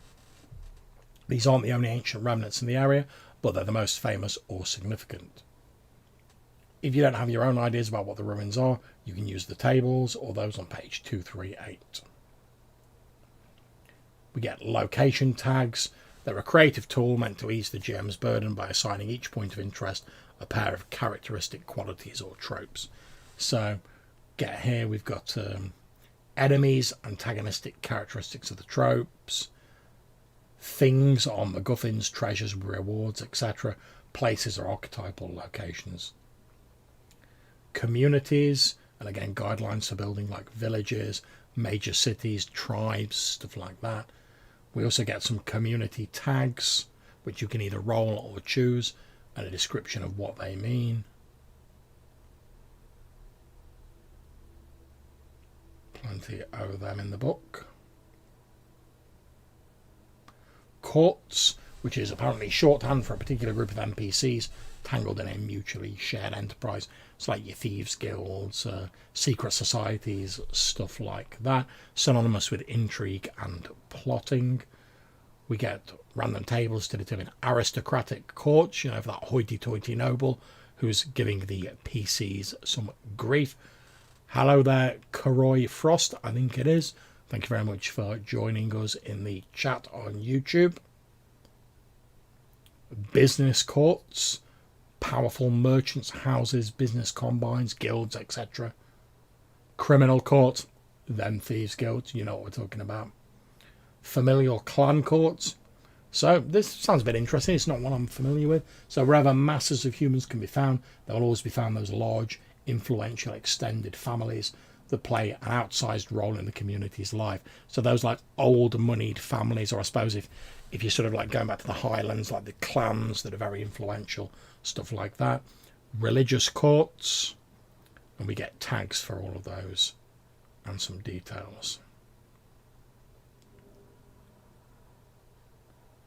We then have a section on ruins, where it says there's hardly an adventurer alive who doesn't like to explore an ancient ruin. And that's absolutely right, because when I play a D&D game, I want to get me in them ruins and get that treasure and fight those monsters. I'm all about that classic D&D life. The ruins tags in this section are useful in situating a ruin within the context of your own campaign world. Every tumbled down heap of stones came from somewhere, and it originally served a purpose more exalted than being looted by lawless sellswords, or player characters as we like to call them. The following pages include specific tables for 6 major prior periods of history in the Gyre, so you can roll to determine like what the history is basically. The key to building interesting ruins is context, and I firmly believe that there's nothing more boring than going up to a dungeon and it's just a random stone building with no indication of what it was once used for. As this book quite rightly says, all dungeons weren't designed as dungeons, whether it was a tomb, whether it was once a palace, whether it was once a dwelling place. They all had a purpose before they fell into disrepair, and those greedy PCs started gathering around it.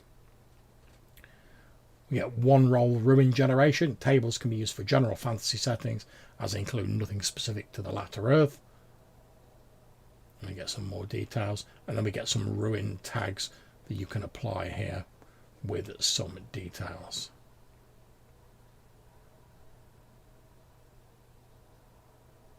Plenty of them.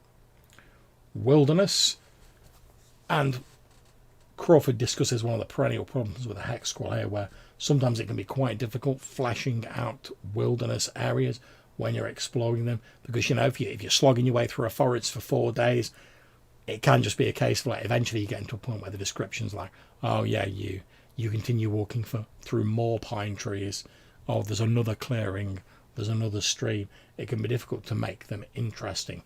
So again, Kevin Crawford suggests some wilderness tags just to, like, get your mind moving, to give you some ideas to make your descriptions and your game a little bit more interesting. It discusses the popular scale for wilderness hex map, 6 miles per hex, as we talked about earlier. For a point of interest, you should roll twice on the wilderness tags table to get a pair of tropes you can synthesize into a useful result. Don't try to turn each point of interest into a full-fledged adventure. You'll exhaust yourself. Instead, give each point a couple of sentences of description and leave it at that until you've fully populated the part of the map the PCs are expecting to explore for the next session. So basically, Kevin's saying, scatter a few details around, but don't go heavy into, like, the sort of nitty-gritty of a site of interest until it becomes relevant to your player party. And I'm fully in favour of this, because you're a GM, you're doing a lot of work already, you don't need to add extra to your plate, unless, as we said earlier, you enjoy that, in which case you crack on. So we've got wilderness encounter tables here, and then the wilderness tags, and that covers everything from abandoned villages to cursed land, devil grove, historical survival, seductive peril, taboo territory, twisted fauna, and we get details of all of those. So I'm just going to pick one of those, and it's going to be Devil Grove, because I want to find out what that is, and we're going to look at that. So Devil Grove, while not a full-fledged Aratu, there's a glade or zone within the hex that's infested with outsider flora and fauna.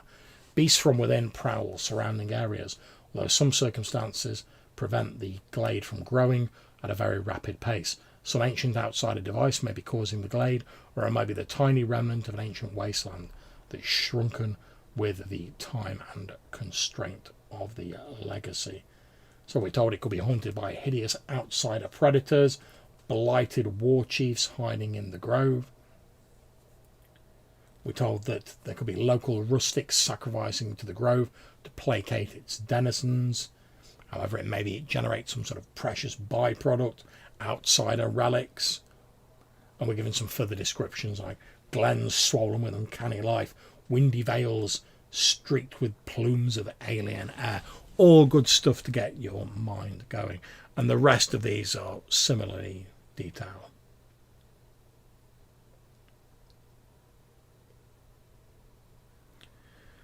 We're given some advice on using the game in other settings.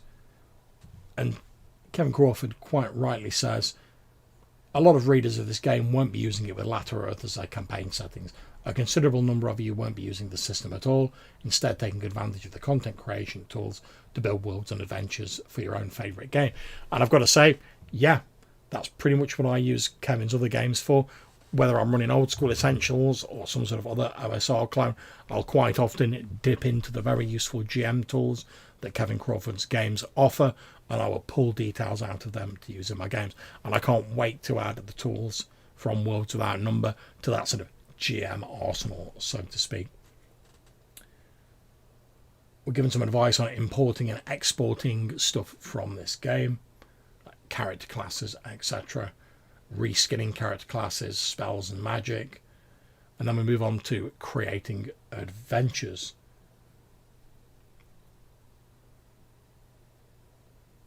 And it's all fairly familiar advice if you've read any other RPG books. But I like the fact that they embolden certain things. Like the GM gets to be surprised. So they're saying don't plan everything out to the nth degree. Allow yourself to be surprised, amused, sometimes dismayed by what your players get up to.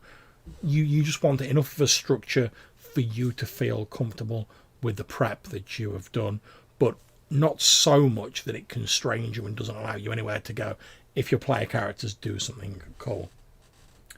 The GM gets to pick the situations. If you're running the campaign, you can be reasonably sure that the content you create will not be boring to you. The PCs get to pick the direction of a sandbox campaign and decide which of the interesting situations they want to go for. So it's balancing one interest to GM and one interest to player, which is always true in any role-playing game. The GM always has something to do. When the session is over, that's it for the players. Even they might reminisce or whatever, but the GM's like thinking forward to the next session. They're writing up their notes, they're getting their prep ready, which is also true. This section of the book contains guidelines and techniques to help you become a good GM for Worlds Without Number. So there's a bit on using existing adventures, adapting old school stuff for Worlds Without Number, which seems pretty simple having looked through it. Another lovely piece of art of someone jamming a spear in some weird outsider horror. What GMs and players need to bring. The duties of the players. And again, this is setting out the story and saying, if you're a player to a Worlds Without Number game, this is what you should be bringing to the table. This is what you should be keeping in mind. And I love the fact that it's all set out from the get-go. There's no arguments. Give this page to your players. Boom. There you go. So the PCs need to want to work together. Absolutely. It's a group game. Think of a reason why you work together. PCs need to have a motivation to act. Yep, because if you're sitting around as a character doing nothing, the game will be boring AF. So have a reason to go out there on adventure. Players need to pay attention. Yeah, put away your phone. I mean, obviously if you're using it for a dice roll or whatever, fair enough. But don't be like surfing the internet and when the GM asks you something, be like, oh, sorry, what was going on? Pay attention to the game, even if your character's maybe not directly involved at a certain point. Players need to trust the GM. And obviously this goes both ways, but the GM is the arbiter of the game. Effectively, they represent the game world. So if you don't have trust in them, you're going to have difficulties. And the duties of the GM are, the GM needs to be fair. You're not there to be an adversary to the party.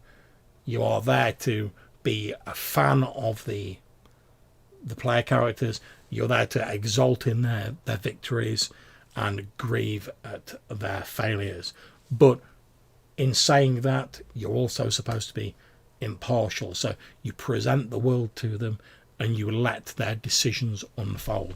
So if you throw up some massive dragon in an encounter that's clearly far above what the players can handle, and they're like, no, we're just going to charge it with our tiny daggers and deal with it, then you have to let the chips fall where they may, as far as I'm concerned. A GM needs to respond to the PCs. Exactly right. If the PCs decide to do something, just roll with it. Don't try and force them back onto the tracks. Just respond to what they are doing. You're representing the world, not trying to funnel them into a specific area. A GM needs to account for PC's goals. If the PC has goals of accumulating vast wealth, you need to be ready to facilitate that. I'm not saying you shouldn't throw obstacles in their way, but you need to at least keep in mind what's fun for the players and what their PC's end goals are, because the two are often very closely intertwined. A GM needs to have an evening's adventure. Yeah, at its most basic, as a GM, you need to rock up to the table, ready to run a session for an evening. Now, how much prep you think you need to run that adventure, whether you need a complete module, whether you just need some notes and you're happy to improv the rest, that is down to you individually. There's a section on GM issues and how to handle them, disputes during play, stuff like that, rules in ambiguous situations. It's all fairly useful advice, probably more so to a fledgling GM than an experienced one, but it's always useful to be given a reminder of stuff like this. And if picking this game up was your first foray into fantasy role-playing, certainly fantasy GMing, then it's good to have that clearly written down in there.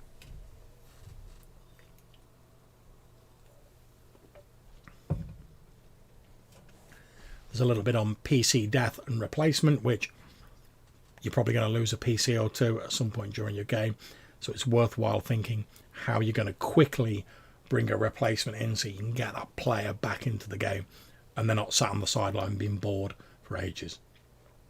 Notes on planning and running adventures, whether that's sandboxes and story arcs, down to more traditionally plotted adventures. Creating combat challenges.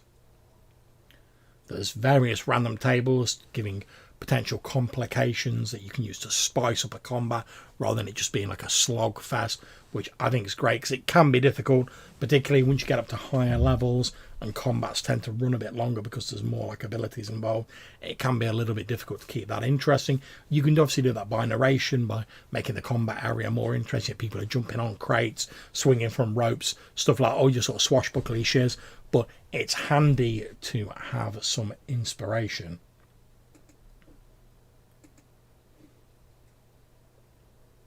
Creating exploration challenges, very similar.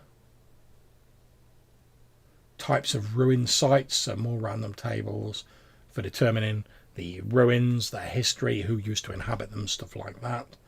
Rooms of interest, hex points of interest, room layout and map features, and stocking rooms, all useful for creating dungeons, ruins, sites of interest, stuff like that. We get some notes on wandering encounters and how to create your own encounter tables, which is useful if you're not running it in the campaign setting of this world. You want to run it in your own campaign setting. So for my OSE Smoke and Snow game, because it's in a sort of semi-Arctic environment, I retooled a lot of the encounter charts because some of the animals and creatures just weren't appropriate, and I wanted to substitute some in, like woolly mammoths and woolly rhinos and stuff like that. So it's useful advice if you want to fine-tune encounter tables for your own campaign setting, and that's a good way of making your campaign setting have its own particular flavour. Creating investigation challenges, which is interesting because investigations are often quite difficult to do in a D&D game because it has to be difficult enough that you're not just giving them the answer, because if there's no difficulty, literally just give them the answer, but also not so difficult that it's impossible to solve and becomes like really frustrating. So it's useful to see some advice on how to create investigations in here. Creating social challenges, rewards, renown and experience points, talking about various ways that you can be rewarded: money, treasure, how much XP you should give out, what you should give XP out for, depending on how you want to flavour your game. Get some advice on placing treasure, and some random tables for determining what treasure you find, whether that's things like rings, crowns, silver pieces, the more traditional sort of money, down to things like spices, ornate, luxurious clothing, paintings, objets d'art, stuff like that. Land ownership and domains. We go into a sort of a fairly detailed domain system. Now, domain level play in a sort of traditional D&D game is when you get to about 9th, 10th level. You start, certainly if you're a fighter, you start becoming a lord, you establish your keep. The game then has like a sort of secondary layer to it where you're still going out and doing your dungeoning and stuff like that, and you're adventuring, but also you're having to, like, probably with the help of like NPCs, initials and stuff, you're having to manage a domain and deal with the concerns of your citizens and stuff like that. Now, this system tells you like what you can get in terms of income from a domain, handling wealth, selling treasure, stuff like that. Magic items. We get various tables for determining magic items. They can have special abilities. Grimoires, exemplars, and calyxes. Arcane grimoires are grimoires and spell books, sort of things that a wizard would want to find to like learn rare and exotic spells. Occult exemplars are artifacts that provide deep insight into the workings of the legacy, so the sort of overall scheme that runs reality in the background of this campaign setting. They normally take the form of small, wondrous objects that visibly defy the operations of normal physical laws. A sphere that forever floats 6 inches above an opalescent base, a mirror that gives images of some lost age, etc. They're usually obvious on close inspection by a PC with at least Magic 0. It takes a full day of study to deduce their silver piece value. It's immediately clear they have something useful to impart. Every exemplar has a value in silver pieces, given by the table below, whether it's minor, major, or great. This is not its sale price, though some wizards would pay a significant part of the sum to have it. It's the amount of aid its insights can give towards a working spell research or magic item creation. So effectively these exemplars, because they provide an insight into the way the legacy works, if you're creating a spell, you're creating a wondrous item, you can use the exemplar as a contributing factor towards your research and your sort of creation budget, I suppose. A calyx is a suspended spell or magical effect, one trapped in a physical object for later use. So these are like your scrolls, but they can be in other items. Effectively, they're a one-shot, boom, the spell is triggered, it is cast. And I believe you can also learn spells from them, although only the one that's on it. We get some details on magical weapons and the various abilities they can have. So you can sort of build them up again with sort of keywords pretty much. Cursed magical weapons, magical devices. Enchanted elixirs, so your potions. And one of the things I've got to say that I'm loving as we're paging through this is pretty much every section has a random table for helping determine things. So if we look at the enchanted elixirs, the first thing is you decide what form the elixir takes. So you got a D10 table here, which covers everything from bottled vapor to an inhaler to an injector to a pill. We then have quirks of appearance. They might have an unnatural colour, a glowing appearance. It might move slightly on its own. So all these tables you can roll on to make your potions, your elixirs, more interesting than just, oh, you found a glass vial with a strange coloured liquid in it. And I will definitely be using these tables in my games to like make the various items in my players find a little bit more interesting. And I've already used similar tables, so like Glynsmith's less shit +1 weapons and stuff like that. I've used for a similar function, but you can never have too many random tables as far as I'm concerned. We then move on to creatures of a far age, which is the bestiary of the book. It gives you some ideas on how to convert old school monsters from other games. A strange sort of odd, almost sort of Titan-esque looking creature there. Some advice on creating monsters and foes. And then we get a nice table here that summarises all of the stats for the monsters, covering things from normal humans of various flavour, spellcasters, normal animals, and unnatural entities. We get the Blight and its consequence. In the age of latter Earth, manipulation of the mental and biological substance of living creatures has been a commonplace over recorded history. For the most distant days of the Terran Mandate through to the rule of the Outsiders and the rise of the Sorcerer Kings, there have always been artificial and arcane ways to mould the offspring of living creatures. The Blight is not a single process or specific curse, it's the term used to refer to the afflictions resting on those scarred by the malice of ancient god magics or brutal tyrants.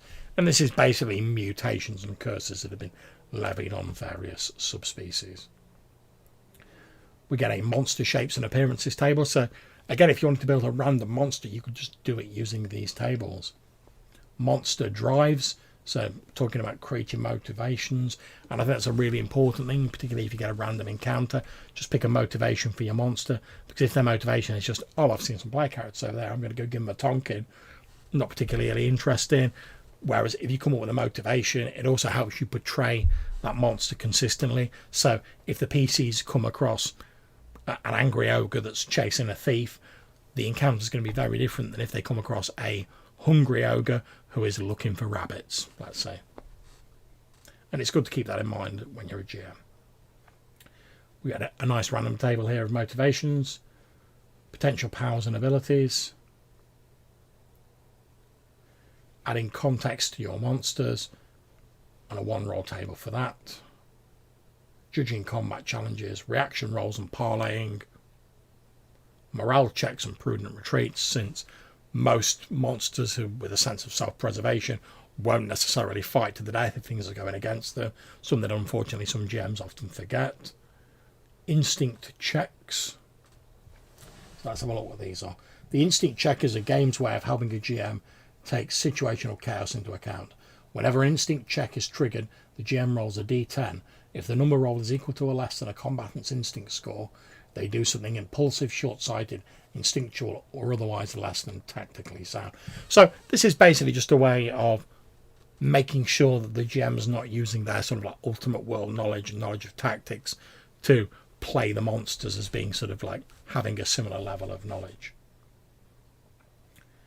And we've got example instinctive actions here. So for non-combat humans, they might stand immobile from confusion or fear. They might cringe and take the total defense action. They might reposition and try and like cuddle up to their closest ally. We then go on to various creatures. So there's details of the common animals, all of which have strange names like Razorhorn, Dune Crawler, and we get stats for them. Automatons and Eidolons, various automatons, golems, stuff like that. The Black Brass Legion, Eidolons, relic automatons. The Blighted, so you're mutants, you're twisted, you're cursed. The Anakim, who are basically the orcs of this setting pretty much, although they appear to in this have been like a weapon engineered by the outsiders. And there's origin focuses listed for them. So basically the Anak were bred as these sort of like literal weapons. So they have this seething malice, this hatred of other creatures sort of built into their DNA. However, some of them do manage to like overcome that, and obviously those are the player ones. And there's a typical sort of orky looking picture there, along with stats for lesser Anaks up to greater Anak war chiefs and stuff like that. Drudges, half-men, Horis, blighted created for satisfying physical and emotional needs of their owners. Demi-humans. We also get demi-humans for other settings, so how you can create more traditional fantasy races like dwarves, various types of elves, halflings, gnomes, goblins, etc. More traditional orcs. Dwarves, elves, imperators, a broad class of demiurges, sorcerer kings and god emperors, sentient legacy fragments, arch-legates, alien overminds.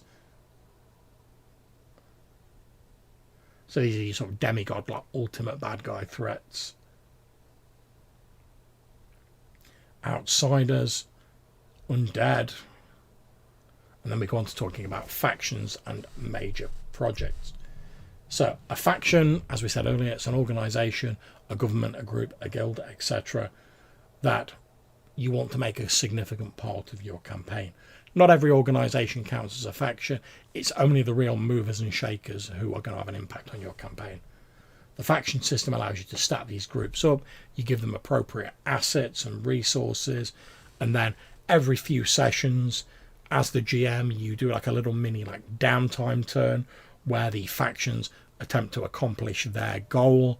That may bring them into conflict with other factions. You make a few rolls, and it allows you to basically keep track of this shifting tapestry of factions and their interests and their conflicts and their alliances without going into it in ridiculous amounts of detail, but also giving you enough detail so if at some point the player character's like, oh, I'm going to get in touch with my contact and find out like what's going on in the conflict between like the Thieves Guild and the Temple of the Golden Eye, then you as a GM can look at your like last few turns on the factions and say, oh well, actually yeah, the Thieves Guild have recently launched an assault on the Golden Eye's main temple, and they've stolen one of their major relics to the point where the church is now trying to desperately hunt them down. And it just gives you enough information that you can just bounce that out very quickly. I'm not going to go into the whole details of how it runs here, but it can get pretty involved. The faction turns can get quite detailed. That's why it recommends only creating a handful of them. I've certainly found that there's and I did a YouTube video about this for Stars Without Number, there's a website called Sectors Without Number, which automates a lot of this, which is very handy. Hopefully someone will do something similar for Worlds Without Number. But as long as you've only got 2 or 3, 4 maybe factions, it's not too strenuous. And you're only doing it every like 3 or 4 games, so it's not too bad. These are the various assets that the different factions can have and how you use them. Background actors, so if you want to add detail to like a gang leader of a thieves guild or a seneschal of a noble household, it gives you details on those and how you can quickly come up with them. And then we move on to major projects and party goals. So these are occasions when the PCs want to do something like build siege weapons or something like that. Something you're not going to accomplish in a single game session, but you don't want the major point of the game to focus on. You want to deal with the adventure and the daring do, but you don't want to just say, no, you can't build this because it doesn't take place in the game. So major projects is a way of dealing with this. And the basic currency of major projects is called renown. It's measured in points, much like XP. You gain renown from succeeding at adventures, building ties with the world, and behaving in a way that attracts interest and respect from those around them. And basically you spend this renown an appropriate amount of time and resources, and then the project is complete. So the GM determines like the scope of the project, whether it's plausible, implausible, or impossible, how wide an area it's going to affect, is there any opposition against it, and those all contribute towards how much renown you need. You can also throw in actual like silver pieces, monetary equivalents. Like if you've not got enough renown, but you're swimming in silver pieces, you might be like, well, let's make up the shortfall with cold hard cash, and you can do that. Once you've piled up enough renown and you've lowered the difficulty enough to actually make it feasible to achieve the goal, you need to take the final steps necessary to complete the work. For a minor goal, this might be a simple means of describing how you take care of the details, while a vast campaign of effort might culminate in several brutal, perilous adventures. The time this change takes will rest with the GM.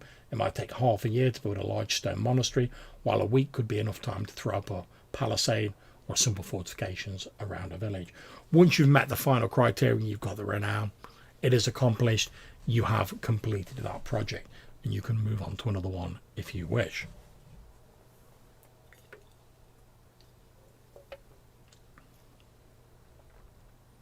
We then get some information on how much particular structures might cost. So things like a village temple might be 500 silver pieces according to this. A keep on the Borderlands, nice cheeky reference there, might cost you 50,000 silver pieces. And we get general construction costs of various materials, so you could use to work out like a palisade or something a little bit more esoteric.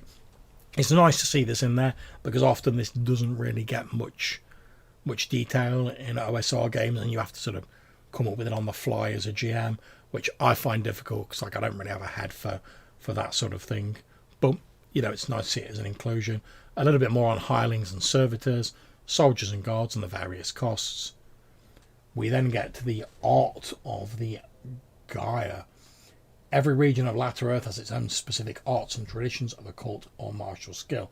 Many of these paths are long since lost to the ages, such as the gladiator sages once employed by 𝗧𝗜𝗏 the Prevalent, or the holy vindicators of the Nagadi. Even so, fragments of these lost arts can survive. It provides 6 professions unique to the Gyre region, although equivalents might exist elsewhere. Whilst these options are included in the book, they might not be included in your particular campaign, so ask your GM. And these are basically, I suppose, like magical traditions again, effectively, where they give you certain bonuses, they allow you to take certain specific focuses. And we've got things from the Adunic Invoker, a magical tradition.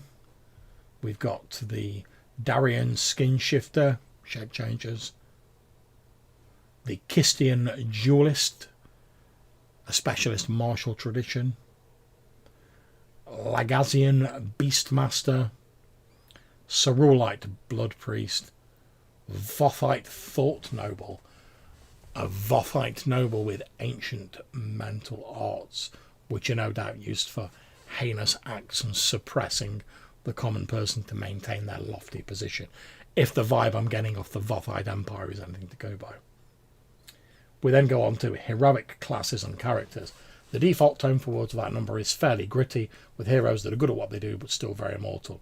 However, if you want a specific sort of more heroic 4-colour sort of pulp vibe, you can use these heroic classes instead of the more traditional one. And they're designed to be used from the start of the campaign instead of the more traditional ones. And there's guidelines given for them here. We then go on to talking about Legates, which are these superhuman sort of exemplars of power.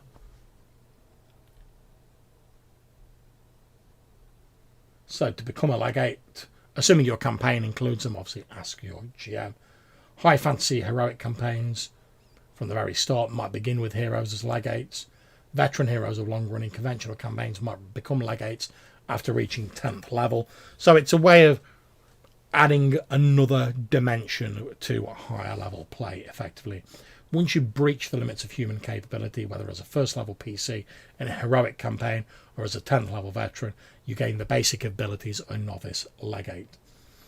Now, much like mages, legates fuel their powers and abilities with effort. They have a special pool called legate effort, and it works in a similar way to like mages. You allocate it to access certain abilities. The special abilities of a legate are called writs. They're focused manifestations of supernatural power, enabled and empowered by the force of the legacy. Writs manifest their power in ways and with flavours specific to the legate who uses them. So novice legates abilities. A legate's basic level and statistics remain the same once they ascend to their new station. If the new legate does not already have a heroic class from the section starting on page 356, they become one now, and they may pick a class accordingly, changing their existing class and re-rolling their hit points if necessary. The new class selection should be an expansion or augmentation of their existing class rather than a complete rewrite. So a full warrior might turn into a heroic warrior, or perhaps become a heroic adventurer who has full warrior partial expert. Every legate begins with 2 automatic writs, Legate Impunity and Legate's Wrath. In addition to these, a novice legate may pick 2 other writs from the list in the section. Legates continue to gain normal experience points until they reach 10th level, assuming they haven't already. Beyond that point, they stop gaining additional normal experience. Renown continues to be gained as usual. In addition to normal XP, legates gain points of legate XP for deeds and accomplishments appropriate to their mighty powers. This experience is usually gained much more slowly than normal XP. Legates must engage in adventures that actively change the world around them, ones that pursue goals affecting large numbers of people or considerable areas of land. So effectively you're levelling up to an epic tier of play here.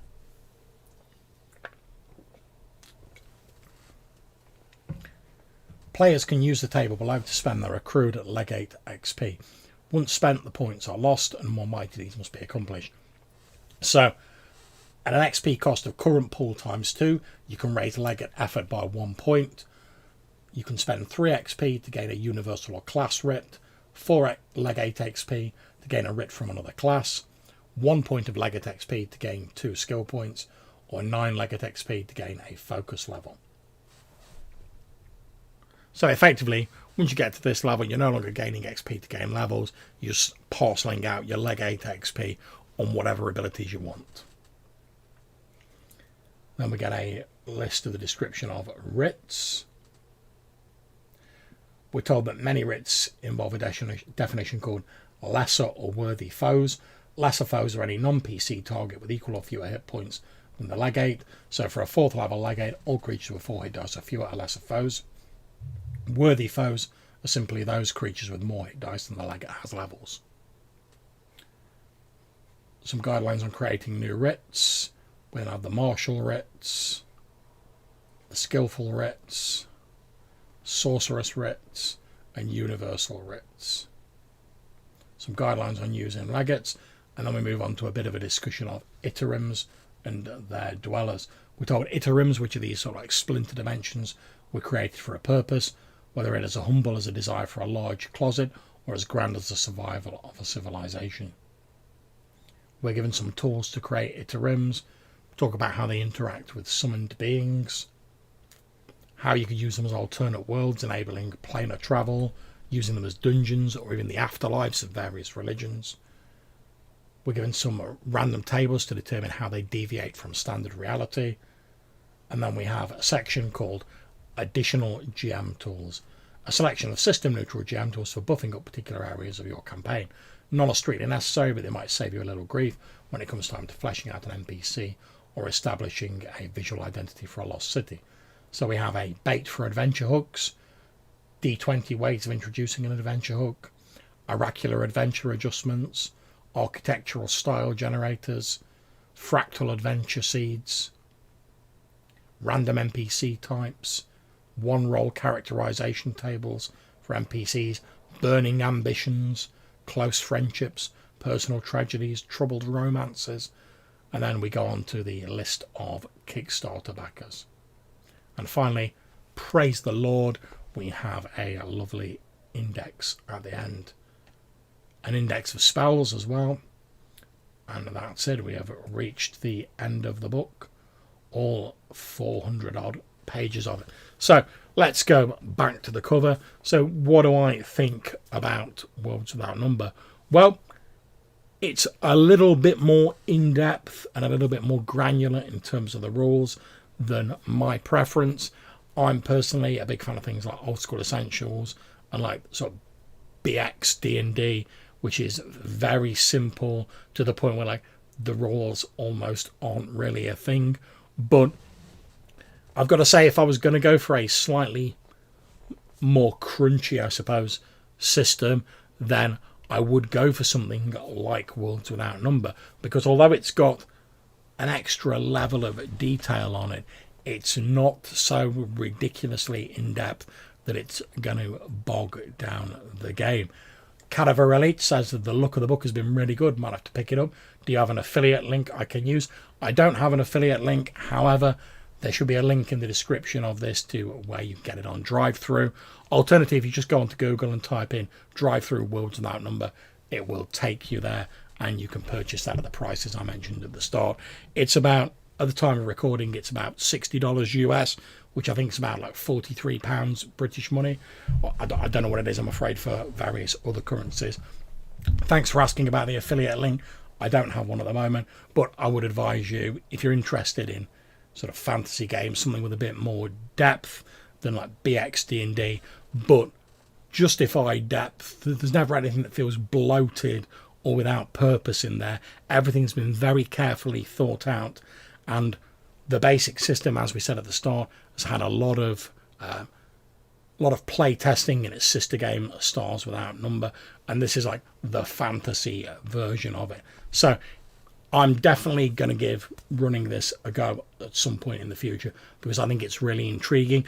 I personally probably wouldn't use the standard setting in this book. There's nothing wrong with it. It's very nicely laid out. It sounds really cool, but creating a setting is an integral part of the game for me. So I might try and run something set in my the sort of world setting where my current Smoke and Snow campaign is set, but try using the Worlds Without Number system, see how that shakes out. Like I say, I've played Stars Without Number a few times, very much enjoyed that, and everything I can see in Worlds Without Number makes me enjoy it as well. It's an intriguing blend of fantasy and slightly bizarre elements like the Outsiders, the splinter realities and stuff like that, but it hasn't gone so far to the bizarre that it feels sort of like you couldn't run a standard fantasy game in it, that it's gone like full ball gonzo. You can do that if you want. All the elements are there, but you can also use it to run your standard fantasy if you want to. The choice is yours. And I prefer games like that where they give you the option of, yeah, you can bring a few little weird things in, and I often do in my games, but you can also have adventures which aren't sort of weird, because for my mind, if everything's weird, nothing's weird. It just becomes commonplace. It loses that sort of spark that makes it interesting. So, as I say, if you're interested in a slightly more detailed OSR game that's pretty much compatible with most other OSR games you care to mention, but has some interesting little tweaks and details in it, a really intriguing game setting, and loads of lovely random tables and gem tools, you really cannot go far wrong with Worlds Without Number. As I was just saying to 𝗧𝗜𝗦𝗦𝗦𝗧𝗜𝗏, check it out on drive-through. There'll be a link in the description, or hit that Google and search it out on drive-through. I really do advise giving it a look. If you want to pick up the PDF on its own, I think that's a bit cheaper, and it's nicely bookmarked and indexed and all of that good stuff. But the book itself, it's a pretty beautiful tome, to be honest. I was well pleased with my copy. I backed it on Kickstarter, but if you can afford the book, you can also get the PDF with it as well, which is what I've done. So if you can afford it, great. If not, I'd certainly advise you picking up a copy of the PDF. Anyway, we're going to call it a day for now. Hope you all enjoyed that flip through of Kevin Crawford's Worlds Without Number. Thank you to the people who joined me in the chat, and hopefully we'll be doing our Saturday session prep stream tomorrow, and then Next week on Friday, it'll be my Smoke and Snow game. And the week after that, we'll be back to another Friday flip through, where I may have a look at this bad boy here, which is Knock issue 2. We'll see how we get on. I might even try and squeeze in both issues of Knock. So until I see you again, take care, stay safe, and whatever you're playing, have fun.